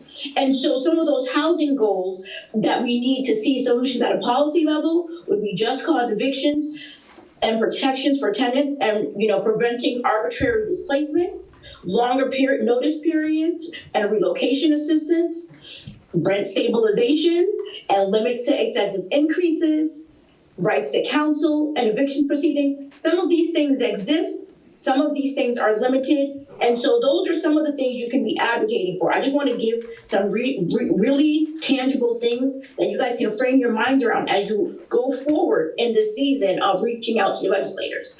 More affordable housing, investing in deeply affordable makes income housing, right? Because just as the person who was just speaking about Connecticut, we don't want all types of folks living in one area. We should have mixed income housing, because that is how we thrive as a society and as a culture and as a people, when we're integrated in our living and in our existing. Incentivizing development in rural areas, as we heard about from the Jericho gentleman from Chuck, preventing existing affordable housing stock, preserving existing affordable housing stock. Sorry, not preventing. We want to preserve that. Expanding pathways to home ownership, especially for historically excluded communities. Talked about in the unhoused population, working for a housing first model and permanent supportive housing, wraparound services. We started off the conversation with talking about education on how folks can be better renters and how to rent and how to do those things. So important conversation to have. And preventing, stronger preventions and rapid rehousing and our emergency shelter program. And then on the civic engagement level, expanding voter education, combating misinformation. Yes. And really mobilizing to get people to register to vote, addressing multilingual barriers and all of those things. And I just wanted you to leave this space today with really tangible things that you can focus on. And I encourage you all to not be siloed in your experience. If I let my experience of being unhoused beat me down, I would not be where I am today. And if I only shared that narrative of my experience, or if I only shared the narrative of my experience as a person with disabilities, I would not be advancing the work that I'm advancing today. And so it is so important as we move forward as a community and as a whole and as a people, in whatever regard you will, take your story, optimize it, and figure out how to use that to propel it to solutions on a local and legislative and state policy level. That's so good. Thank you so much. Very tangible. Well, we just want to say thank you all for just taking the opportunity to come out and be in community with us as we have an important conversation today. I hope that these conversations continue and we continue to build community here so that we can really enact some really great things here, not only in Burlington, but also across Vermont. And so just round of applause to our panelists one more time. We are going to shift in our agenda. We're going to take a break, and then we're going to have some action labs. So we talked about a lot of things, and we hope that many of you can stick around, because some of the things that we've talked about today, we really want to be able to put those things into action. And so we'll have action labs that we'll break out into, and once we come back from our break, we'll talk about what the action labs are. And then we'll end the day with voter registration for those that want to register to vote. We're going to have the League of Women Voters here, the Board of Voter Registration of Burlington, and then also Vermont State Secretary's Office is going to come in and help around 5 o'clock, 5:15. So we hope that you all can stick around with us today. And so we'll take a break, and yeah, thank you all so much. So we combined Lab 1 and 2. Lab 1 was about a rapid response to policy, and Lab 2 was about tenant power and storytelling. So we had some prompts and some questions to get us started and get our brains moving a bit. One question is, what stories are not being told about housing and voting? Some examples are the eviction rate is rising, background checks and consumer reports and how those are impacting people, and some disparities in property and wealth. Recording stopped. Recording in progress. And how tenants are not able to get equity in rental housing, and in general, when people finance transportation as well, they're unable to get equity in their vehicles as well. Second question was, how does housing instability impact civic participation in real life? And there were some really great examples of it affecting people by them not having enough energy to engage civically, no time, no transportation, none or limited access to media or internet, which I thought was a really insightful response, and also a lack of support or network. And then for the third question, I apologize for this being so inconvenient.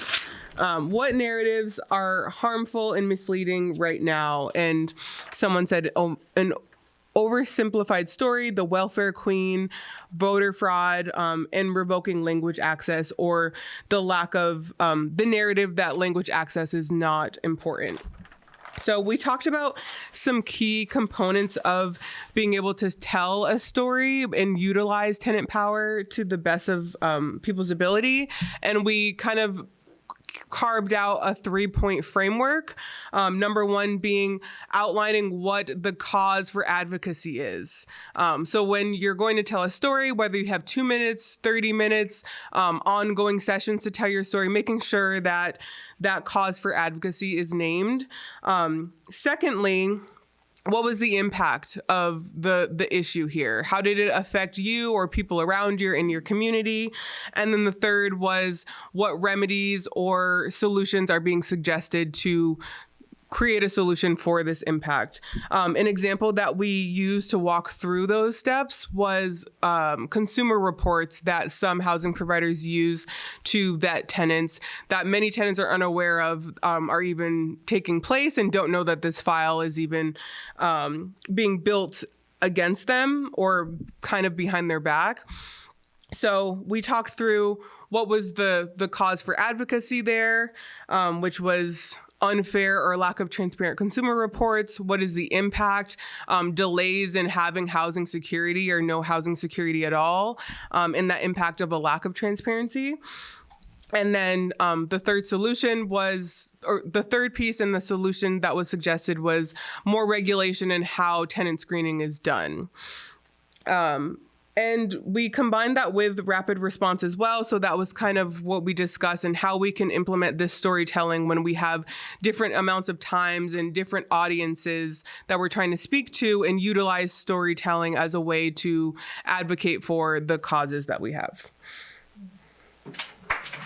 Thank you.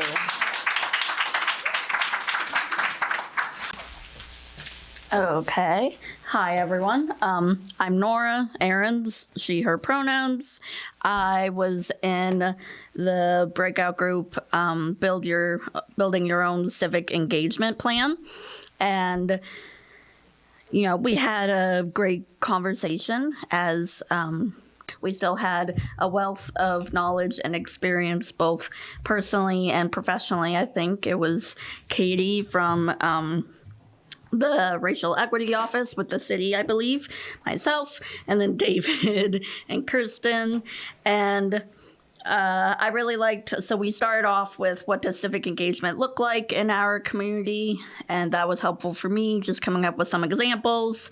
And then we moved on to who is missing from the conversation or who's being underrepresented, why that is, what are the barriers in existence that prevent meaningful, sustained participation.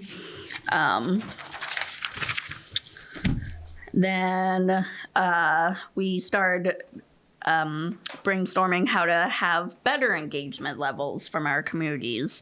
And so what would an effective engagement strategy include?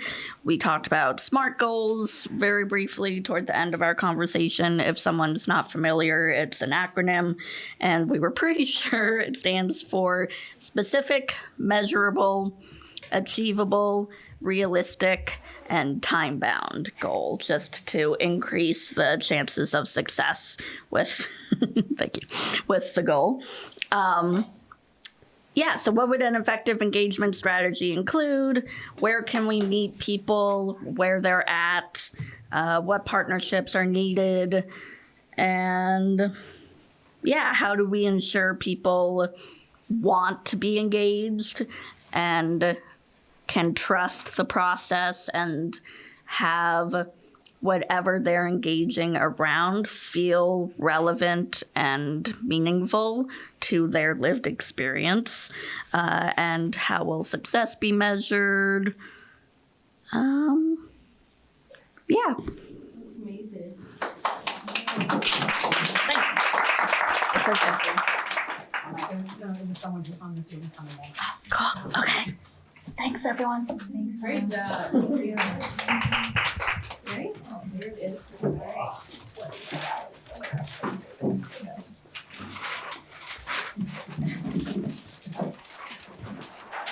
Okay, ours was power building for housing justice and voting access. Yeah. Here, I'll sit down too. Okay, I'll say. Do you want to tell them a little bit about how we got here?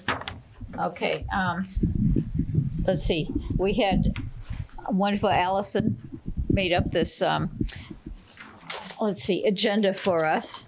We went through this whole thing. What is participation guidelines, workshop goals, agenda, and it says, first question we had to answer is, what is power? Does anyone want to answer? We'll start again. So, and what is organizing? How do we organize together? And pretty much we came to say we need to speak with our legislators. And issue cutting, let's see. Because we want, what is the problem? We need more, because Vermont needs more affordable housing accessible to marginalized communities. In other words, we can't build more huge homes for wealthy people. We need people who are working and trying to live here in Vermont who can afford housing, because we were afraid of evictions and that sort of thing. How do we prevent that? But we decided that we just have to build more affordable housing and increasing the taxes on the wealthy. We always have the progressive property tax. Maybe we need a more progressive income tax too. And we want all this to happen by the end of the 2026 legislature. So we need to really work and get Montpelier. Yes, we had high goals. We identified some actions that people could take to advance this agenda. Right. And there's a lot of them. Phone calls, emails to State House visits. Do we all know who our representatives are at the State House? Make sure we know how to contact them, who they are, and how to contact them. I see Tanya way back there. And connect with other groups trying to get affordable housing too, so that we can say, hey, when we talk to our legislature, I know this organization, you know, we have COT, CVOEO, you know, League of Women Voters, and what was it? Green Mountain Habitat for Humanity. Just bring them all together, and we also mentioned talk to people in their places of worship, and if you belong to a union, say, we need housing, more housing. Yeah.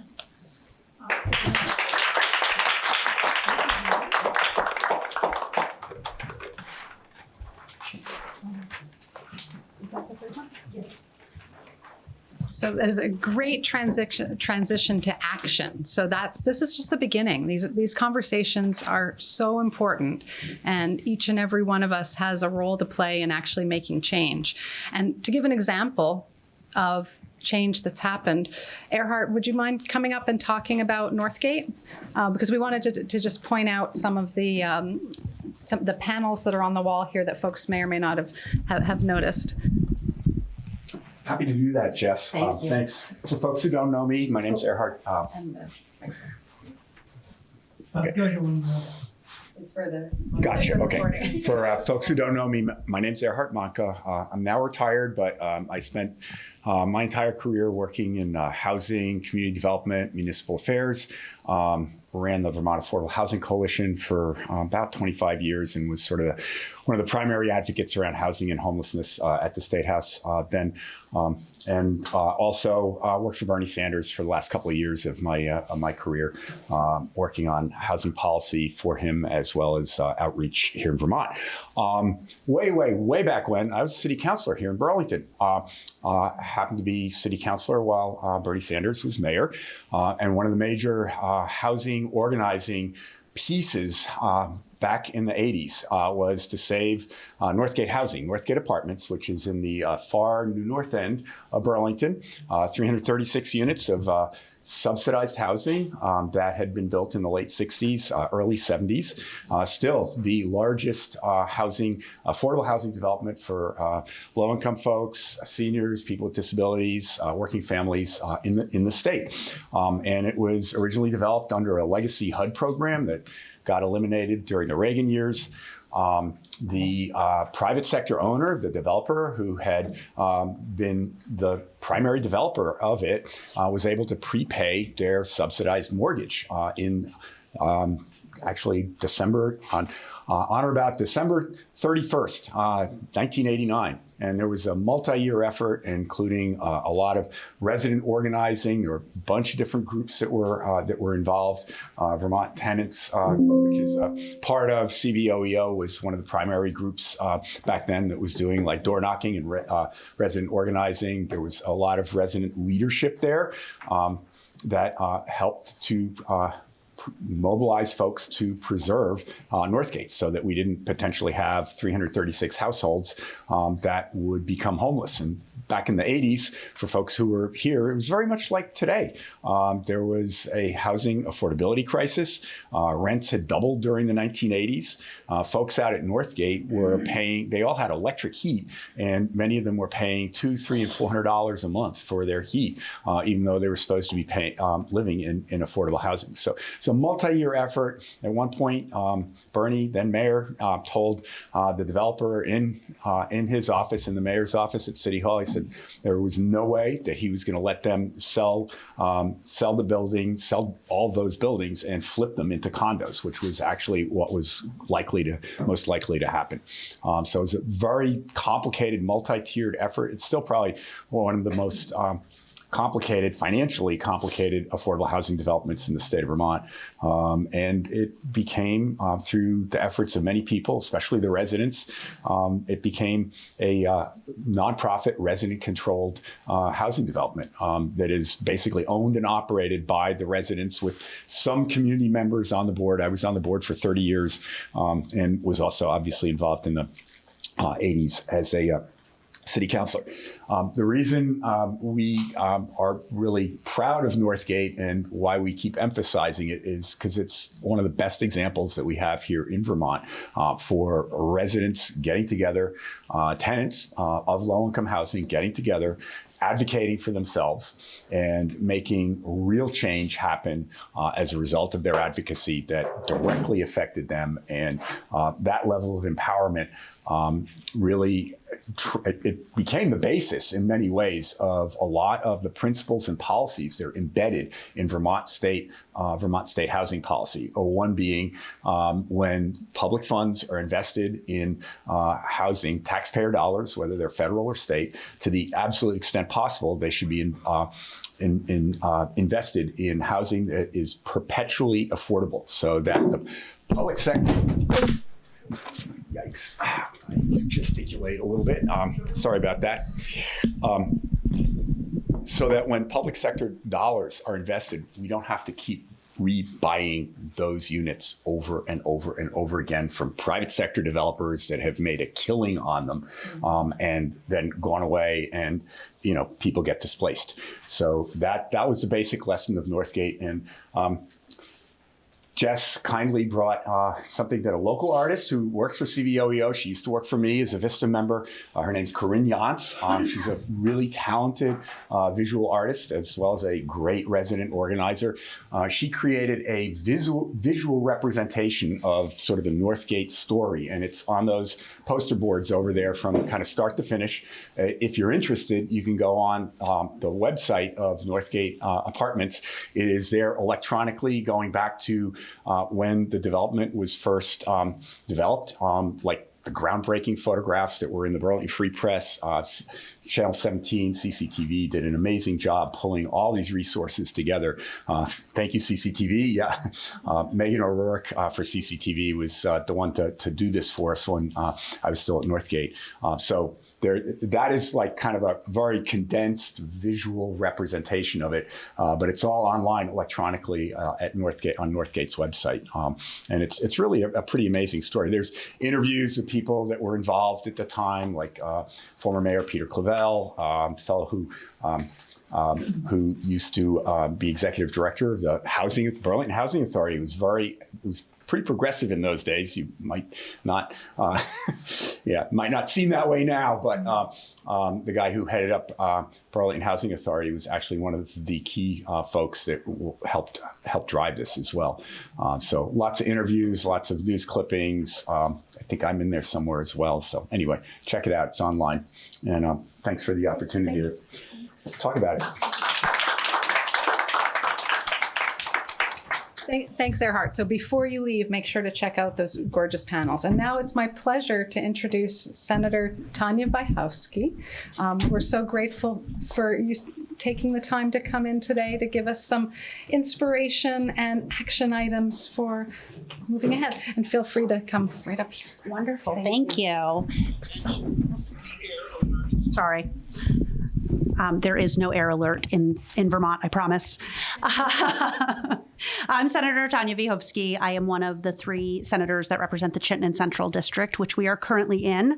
And by all traditional metrics, I really actually shouldn't be standing here today as a senator. If you listen to political wisdom, I actually probably never should have been elected.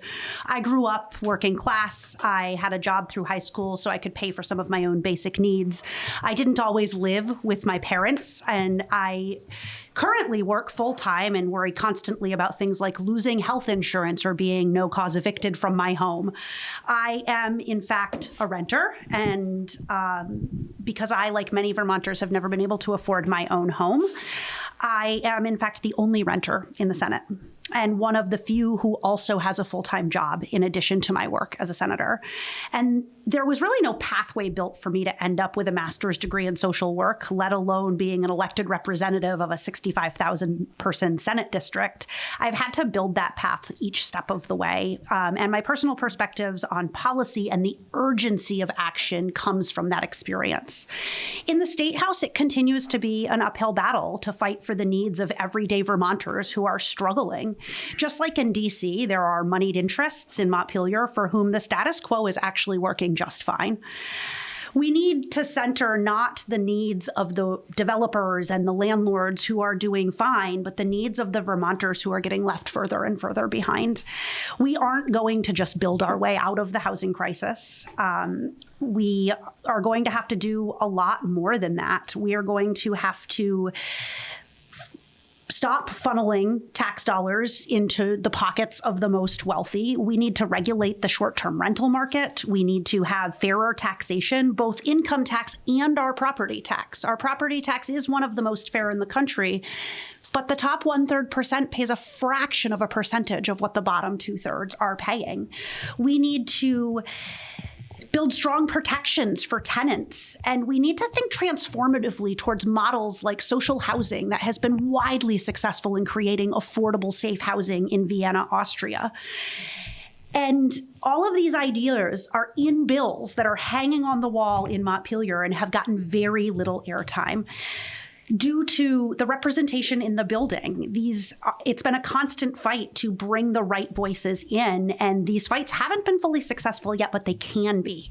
There are a lot of landlords in the building. There's a lot of developers in the building, and there aren't a lot of low-income renters. There aren't a lot of working-class people, and that is a really it's a tragedy, but what it does mean is that the people in the building don't necessarily have the same experiences or life experience as some of our most vulnerable Vermonters that are facing this housing crisis. And so those electeds need to hear from us. And if they won't listen, then maybe we need different representation. So why am I telling you all of this? I know I'm supposed to be here to talk about how we engage legislators and how we advocate for these really important causes. Step one is knowing who you're reaching out to. Legislators are definitely not a monolith. There's a wide range of life experiences. So reaching out to me might look really different than reaching out to one of my colleagues who doesn't have my life experience or who might be a landlord or might be a developer. And so Google, in this instance, is your friend. Find out who your legislators are. Read their bios on the state website. Most of us have campaign websites where we've written bios. Ask questions and figure out who are the people representing me and what is most important to them. Check out the legislators' social media if they have any, and get a feel for who they are and what they care about. Oftentimes, even with someone who we may not share a lot, we can find places where we do align and we can make a connection. And it's a really good place to start a conversation. We are all just people. We have personal experiences that shape our views and biases. We may not be aware of them, but like everyone in the room right now, we look at the world through the lens of our individual lives. And then step two is to know what you're asking for. While the Senate President and Speaker of the House have a staff person to help them, the rest of us don't. We are reading our own email, setting up our own meetings, doing our own research, coming to meetings, trying to communicate with constituents, all without a staff person, and for a few of us with an additional outside job. People are rightfully wanting to get our attention every single day. I give outreach from constituents a top priority. I want to hear from the people that I'm representing about what is important to them. And it's a lot easier for me to hear from people who have a specific ask, no matter what that ask is. Maybe they want me to send them an email back, knowing just to tell them that I did in fact get their email. Maybe they want to sit down and have a cup of coffee with me. Maybe there's a specific issue or a specific bill or an event that they want to share. And if you're reaching out about a specific bill, maybe it's a landlord-tenant bill like H772, it's important to name the bill, both by number and title if you can, because as you may know, that's a House bill and there's more than 700 of them and there's 300 or 400 in the Senate. So it's tough to keep track of all the numbers. I've certainly had people come up to me and tell me, oh, I'm really interested in S91. And I'm like, what is that? And they're like, it's your bill. I'm like, yep, I'm still going to need more. Which bill? So it's helpful if you're able to frame what is it that you want to talk to them about. And if you have a specific thing you want them to do, vote a certain way, give you more information, explain what the bill is supposed to do, just make sure that's front and center. Because if you're scanning through, when I check my email, many days there's over 1,000 emails in there. And so when I'm scanning through those, it's helpful to have pretty clearly right up front, this is what I'm asking you for. And maybe you want to testify. Maybe you want to, because you have that right.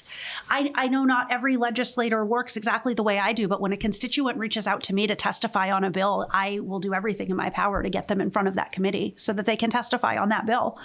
But it's really helpful to just be very straightforward about what it is you're looking for.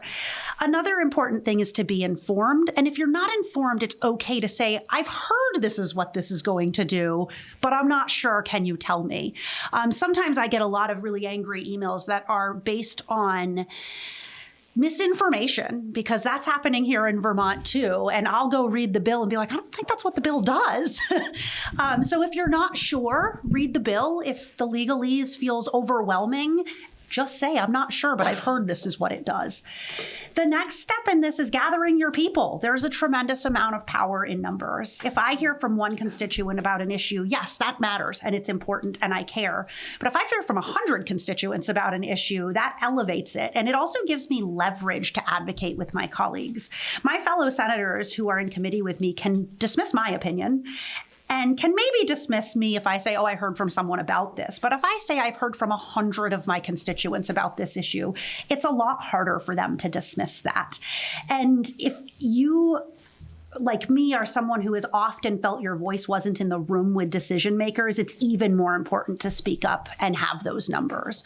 I've seen pretty amazing things happen in the State House that were not supposed to happen because we were able to organize.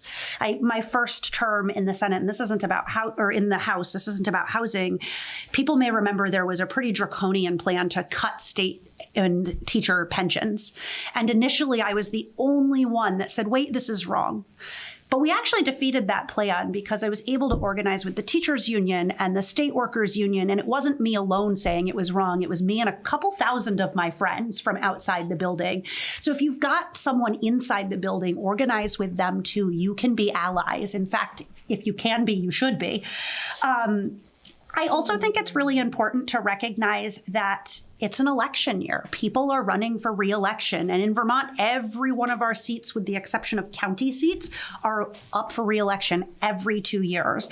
So if you're not registered to vote, I think the Secretary of State's office is here and can help you take care of that. But make sure you're ready to vote in the August 11th primary. And part of getting ready to vote is going to the candidate forums and asking your questions, asking the candidates what they're ready to fight for, what they care about, and getting them on the record making commitments to fight for the things that are important to you. Get your neighbors to do the same. As I said before, a lot of people are difficult to ignore. You're in the room right now with a bunch of people who are here on a beautiful, sunny Saturday afternoon because they care about housing. These are your people. Bring them with you. Divide up the work. Doing it together just makes it so much more effective. And another important piece is, I think this is really important, particularly right now. People are really divided. People are angry, and that is all justifiable. But when you go in really hot to that conversation, it can shut the conversation down. I am often really angry in that building, and I get a lot further when I don't yell at my colleagues. And I also have been on the receiving end. As a woman in office, I get some really terrible emails and social media comments that attack me personally. And that makes it, and sometimes I get, actual threats. That is not effective, and it makes me much less able to engage in that conversation. I'm happy to sit down with someone who is angry about a vote that I took or an issue that's going through. I'm happy to sit down with people who disagree with me, but when I feel like I'm under personal attack or personal threat, it's pretty hard to sit down in those conversations. So I think it's also important to remember, again, that we are all just people, and the person you're reaching out to is an actual human being, and that it's okay for us to disagree. Most of us are just trying to do our best. So I really want to close by saying that I'm really happy to see that you're all here. It's tough to bring people inside to a basement in one of the first nice days of spring in Vermont. And so it gives me a lot of hope that you're sitting here, that you've spent all day together thinking about how we build a Vermont that is more fair, more just, and more affordable, because we know that we have to move forward in doing that. And what I know is that we only move forward when we're doing it together. And I get a lot of hope from coming to these spaces and getting to talk to people and hear from people and remind people that we're actually all in this fight together to get our collective needs met. Our struggles are connected, and we are always stronger together. So I really just want to say thank you for having me here to speak with you, and thank you for your commitment to housing justice in Vermont. It is certainly more important than ever, and I am really excited to fight alongside you however I can.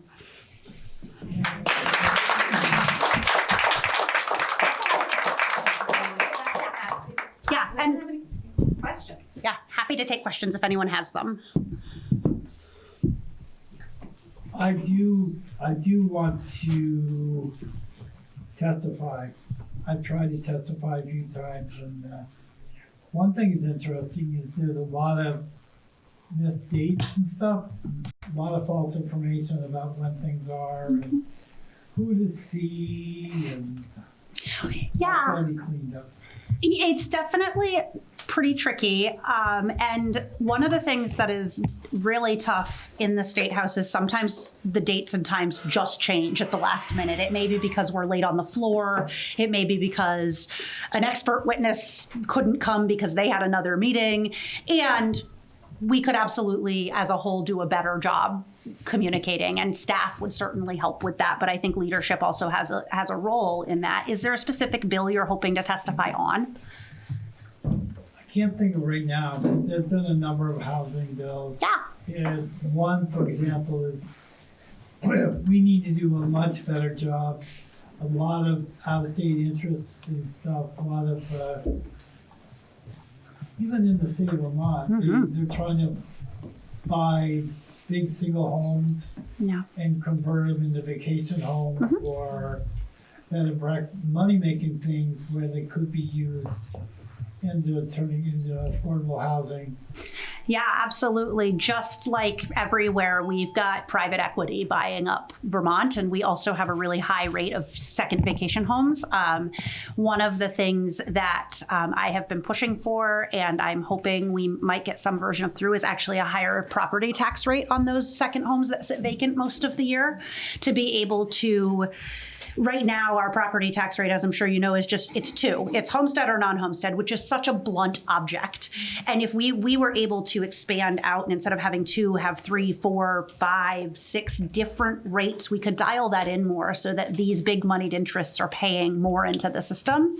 But if there's ever a bill that you see and you want to testify, you are welcome to reach out to me, and I will try to do what I can to figure out where is that bill and who would be the person to contact to testify. Okay. The other quick thing with that, Decker Towers, starting after May, when all the deadlines are, we do every year, we invite all the candidates for everybody to come and talk to. We have a town meeting day kind of thing with everybody. So that's fantastic. We're definitely going to be there. I look forward to it. Thank you. Yeah, thank you. You mentioned H772. I want to look it up. Is that the right number? Yes, H772 is a bill that currently I don't support. It's a bill. It is a bill that is being sort of framed as a grand compromise between landlords and tenants. But I don't really see much compromise in the bill, and I'm deeply concerned that in its current form, it will drastically exacerbate the homelessness crisis. I think that there are a lot of things that we can do to build stronger tenant protections. S91 is a bill that would do that. It's unfortunately hasn't gotten any airtime really in the Senate.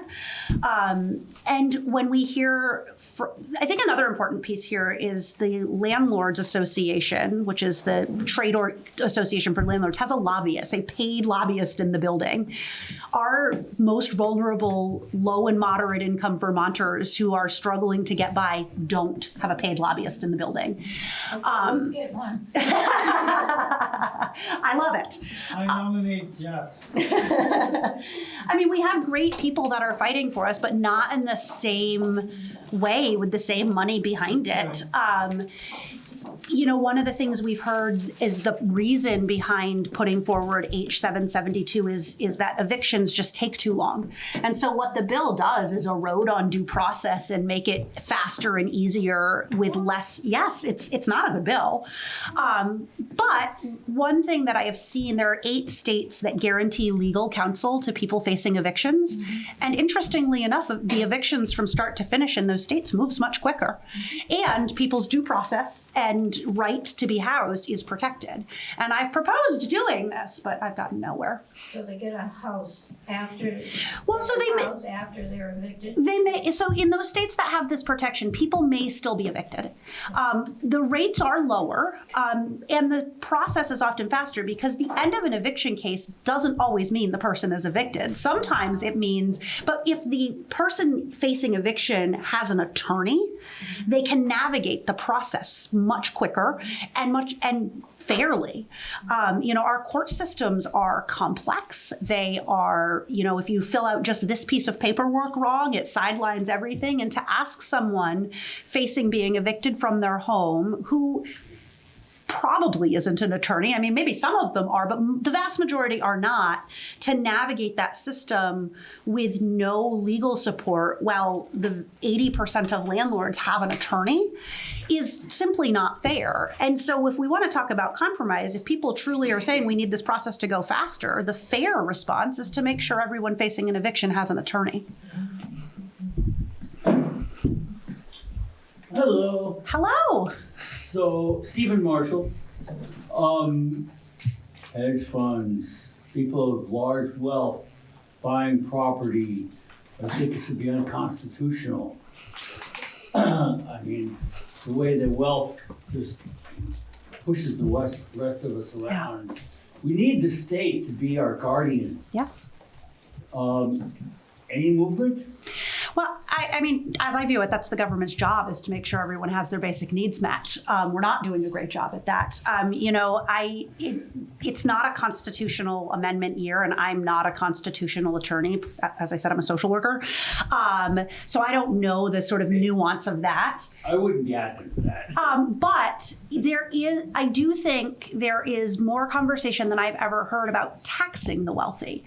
However, we don't currently have the votes to do it. I mean, I have a modest bill on the wall, S282 in Senate Finance, and 282 would recapture the federal tax cuts to the wealthiest Vermonters and put it in our budget. It's not even an increase in the taxes on the wealthiest Vermonters. It is maintaining the status quo. It's saying, well, you used to pay that to the feds, and now you're going to pay it to us.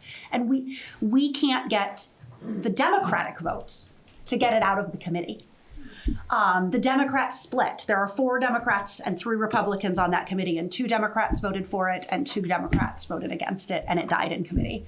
I'm probably going to bring it to the floor as a floor amendment and put everyone on roll call for it to see who supports it. But that bill, just recapturing those tax cuts to the wealthiest Vermonters and putting a small surcharge on the very wealthiest Vermonters, creating a second homes tax, and shifting our corporate taxation, that bill would have raised over $400 million that we could have invested into protecting Vermonters. And so that's the type of pressure that is, if we're going to move that needle, I've never heard the conversation really happen at all. Usually it's like we should do some sort of taxation of the wealthy and it just dies right there. This bill got hearings, which is movement in the right direction. But I think that's the type of thing we need. We need just widespread pressure from outside, because I am not going to move it alone. Okay, how? I mean, are you the only person? Are you the only? Usually they talk about bills having multiple signatories. Yeah. If I remember on that bill, I'd have to go look, but I was not the only sponsor on that bill. There were a handful of sponsors on the bill, and I am not on the finance committee, so there were two people that weren't me that supported it. And part of the reason I want to bring it to the floor as a floor amendment and get a roll call vote is because then we'll know exactly how everybody voted. And then we'll know, okay, these legislators need a quick thank you for voting for this, and these legislators need some pressure. So what would be the next move? On that bill? Yeah. I would reach out to your senators and state representatives because there's a similar bill in the House that is coming up for floor amendment as well. So I would reach out to your state reps and your senators and tell them you want them to vote for it. So you're one of my senators. Who are the other two? Senator Gulick, who was one of the yeses in committee, and Senator Baruth. Baruth is turning real conservative. He is retiring, but the bill's not dead. It could still go into miscellaneous tax this year. What are the arguments against, what are the arguments put forth against taxing the rich? There is a widely disproven belief that if we tax the wealthy, they will leave. We want them to leave. They won't. There's no evidence to show that they will. Massachusetts we don't have any reason not to tax. We don't. You're absolutely right. But it doesn't seem to matter how. I mean, I made sure we had experts come in to speak to that issue particularly, and it was like it went one in one ear and out the other. The conversation was over, and the immediate next response was, "What if they leave?" It's like you literally just listened to an hour-long presentation with data and evidence that says they won't. And if they do, to your point, great, we have more empty houses to turn into affordable housing. I just want to jump in and say on H772 and on progressive taxation, there are 2 action alerts in the back of the room on the Rights and Democracy table with a QR code that takes you to a form. You just can click the button and it emails your representatives about those specific issues. So if you haven't already, I suggest that you do that on the way out. And if you feel strongly, I assume that's an editable form. So if someone wants to personalize the email, they can. I'd highly recommend personalizing the email. When I get 100 emails that are written by someone who said, you know, here's my thoughts versus 100 emails that are exactly the same, it weighs differently. So use the QR code, use the form, personalize the email. Great advice. Any other questions? I thought you had your hand up too. Yeah, I just wanted to throw this out there. I mean, I'm here because I absolutely need to discover a method by which I can have a voice. Yes. I have no voice where I am, and I'm being bullied, and have been for years. And I'm not in a position where I can be bullied. I'll end up out on the street.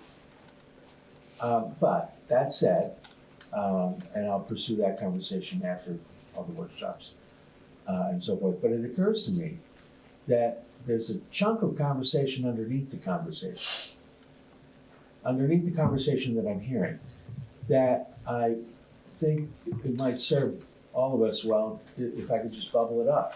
And that is, we need to define terms and maybe do some PR around what we're calling. Because, I mean, I remember a couple of years ago, South Burlington was building what they were calling affordable housing, and they were starting at $300,000 a piece. It's like, excuse me? Yeah. I mean, I would never even presumed to be in a position where that would be even vaguely affordable for me. Same. Okay, so it's things like that. If there was a way to market some basic terms, like what is it? By the way, do you know what affordable housing really, you know, and then having a metric, something graphic. Yeah. Something that we could all share what we're holding a handle on. Yeah. I think one of the points that is really important underlying what you're saying too is that the metrics to define poverty and to define all of these things haven't been updated in many, many years. And so when we're, and a lot of times we rely on federal metrics that were faulty to begin with when they were created 60, 70 years ago, and now are faulty, out of touch with modern reality, and have fallen further and further behind. And the same is true when we start to talk about affordability, is the numbers we're using. I mean, whether we're talking about a livable wage, whether we're talking about poverty limits, and whether we're talking about affordable housing, the metrics we're using are flawed. And I think it's really important that we talk about that. This is something that I talk about fairly regularly with my colleagues, although it often falls on fairly deaf ears. But, you know, when we're talking about $15 an hour as what we need for a minimum wage, the fight for 15 is 20 years old. We need $30 an hour, but we're still talking about 15. And when we look at livable wage metrics that require that two unrelated adults are living together, and it's requiring it and doesn't take into account student loan debt or healthcare costs. It assumes your healthcare is paid for by your employer. And so these metrics are out of touch. And so we apply that and we say, oh, well, they're not living in poverty. I'm like, okay, well, the poverty line is so low that you wouldn't even be able to pay your rent, let alone everything else that it takes to live. So it's a really important thing that you're naming, is that the basis that we're building everything on is fundamentally flawed at the foundation. I think the reason why I bubbled it up was because I heard that you heard. Yeah. I get that you get it. And there's no point in communicating if I'm not speaking into an open listening. Yeah. So I appreciate that you heard it. And it's just going to have to float out there until we can figure out a way to nail it down. But we have to nail it down. Yes. Because we can't walk across the bridge unless we build the bridge. Mm-hmm. So. Absolutely. No, I appreciate it. And it's a really tough time that we're in. And I think a lot of us are sitting with a lot of frustration and a lot of despair. And again, I'm hopeful that the more we come together and we stand together, it's a lot harder. It's easy to bully one person. It's a lot harder to bully a group. And so we've, yeah. I'd like to add a couple of details in answer to that question. You can get the definitions to those terms if you look through the requirements of programs like through HUD. Yep. So when I worked at CVOEO and I was involved in housing, one of the things we talked a lot about at the Chittenden County Homeless Alliance was what it takes to be insecurely housed. And it was such a complicated, weird formula. You know, you were housing and stable if you didn't have housing for 10 periods within the last 3 years. Or some, I don't remember an actual definition, but it was really weird. And so a lot of this stuff is not defined according to intuition. Correct. It's not defined the way you hear it when you think it. It's defined in a technical way, and you have to go to the websites and you have to go to the agencies and ask, well, okay, what do you really mean by that? Let me turn this on its ear. We should define it. And the reason why is because it's not working for us, it's working against us because of who has defined it. Yeah. No doubt If about there was an app that you could plug in and just read a contract to, or read the legalese, or read, you know, whatever the bill is into the app, and then it spit out like a layman's version. Yeah. Well, it's called AI. I think it exists. I think the systems are complex by design. It's not an accident that the definitions don't make sense, and the systems. Yeah, it's meant to shut people out. And I think you're absolutely right. We need to define it. We need to demand systems that work for people. And I will say that for the most part, the Legislative Council that writes the actual legislation has moved in a direction of using less legalese and really trying to do things in more layman's terms. So bills are much more readable than they used to be. Fewer heretofores, and we're just using real words for the most part, but there are still things in there that are just sort of legal terms of art that are tough. And I'm always, again, happy to try and, if there's something that you're reading and you're saying, this, I'm not a lawyer, I asked this, me neither. I've had to get it sort of reworded so that I can understand, because I'm also not a lawyer, and I'm always happy to push that out to people. And I usually try a few times throughout the session to get a newsletter out on my website and on my social medias. I usually put it in Front Porch Forum, where I distill down the stuff that's moving, the stuff that's really important, to just lay a one paragraph layman's terms. This is what it does. This is how it would be implemented. And this is why I feel how I do about it. So certainly people can find those, like I said, on my website. I put them out on Front Porch Forum. If there's a better way to get them to you, let me know. But I do try to do that, because I get it. There's 1,000 bills out there, and it's tough to know what they do. Thank you so much. Yes.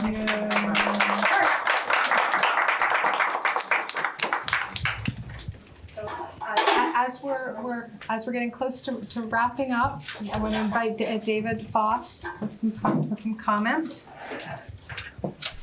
David, who was the instigator of this fantastic event. Woo! He deserves a big hand.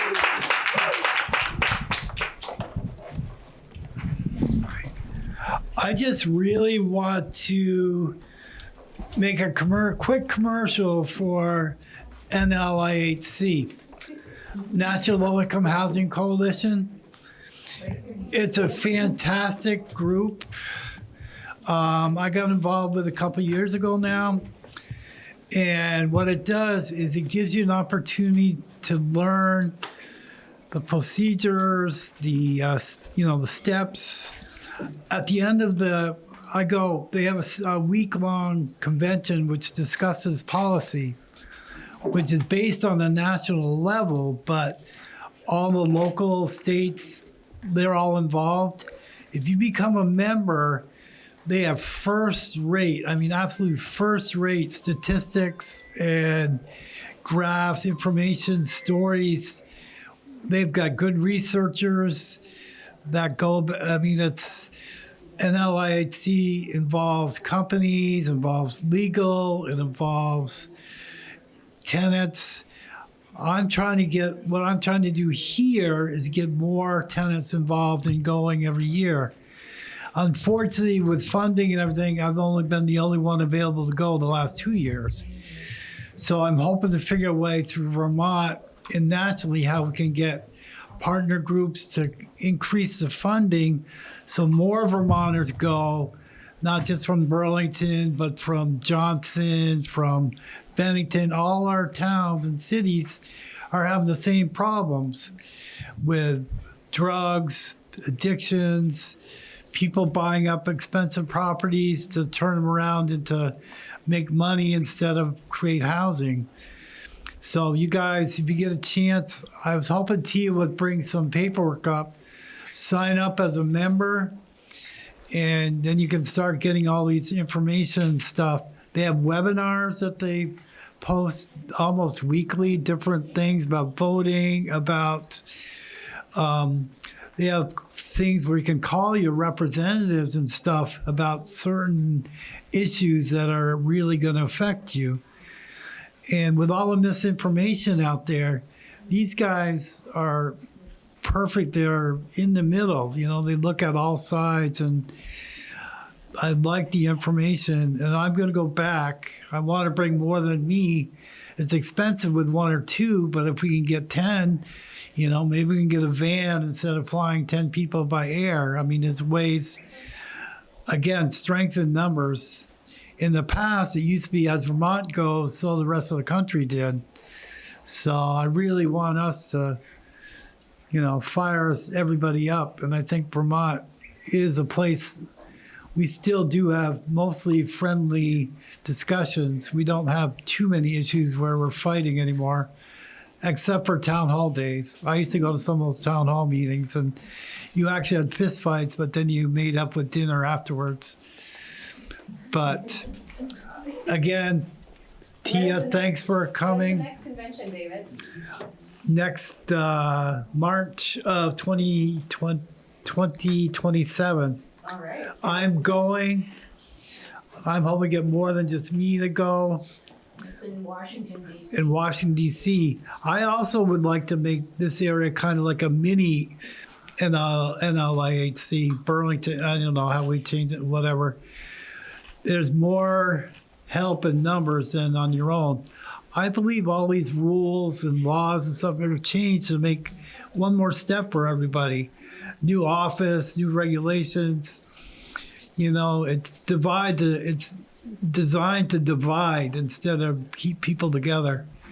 We need to stay together and not allow this. Yes. Equality for everybody.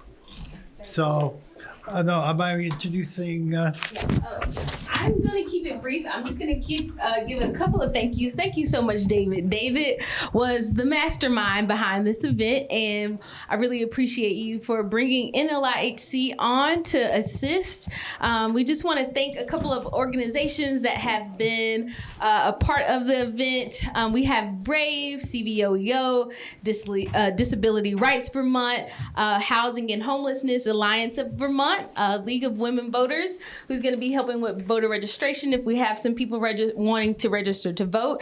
ACLU Vermont, Our Homes, Our Votes, the Racial Equity office in the city of Burlington. We have the Rights and Democracy of Vermont, and then Vermont Racial Justice Alliance, and then the Vermont Secretary of State's office, who has come to assist us with voter registration as well. So thank you to all of the amazing organizations. And as David said, you all can connect with me if you all want to be a part of the housing justice movement here at NLIHC. We're always hosting webinars, educational events where we're just educating our network base. We do a lot of deep research around affordable housing issues across the country. And so we're here as a resource and to assist in any way that we can, and would like to continue to keep this momentum going with all of you all. And so thank you all for staying. It's been all day. So thank you all for staying. We had an amazing turnout earlier, but thank you all for really participating throughout the day. That's all that I have. Thank you so much, Jess, for all of the help that you provided as well. So yeah, just give yourselves a round of applause for staying today. Thank you, ASL interpreter. Yeah, thank you. Yes. Oh, and our interpreters as well. Give them a round of applause. They've been with us all day. We really appreciate you all. All right, that's the conclusion. Let's get some people registered to vote if we have some people. I think probably everyone in this room is registered to vote. Well, let's take some. If you know of some people who you could register to vote, I have some forms that you can take home with you, and I'm thinking maybe a decade. Yeah, how many? Yeah. Well, we're going to have everybody, come. Oh, that's right. And generally, I don't. Thank you, Drew.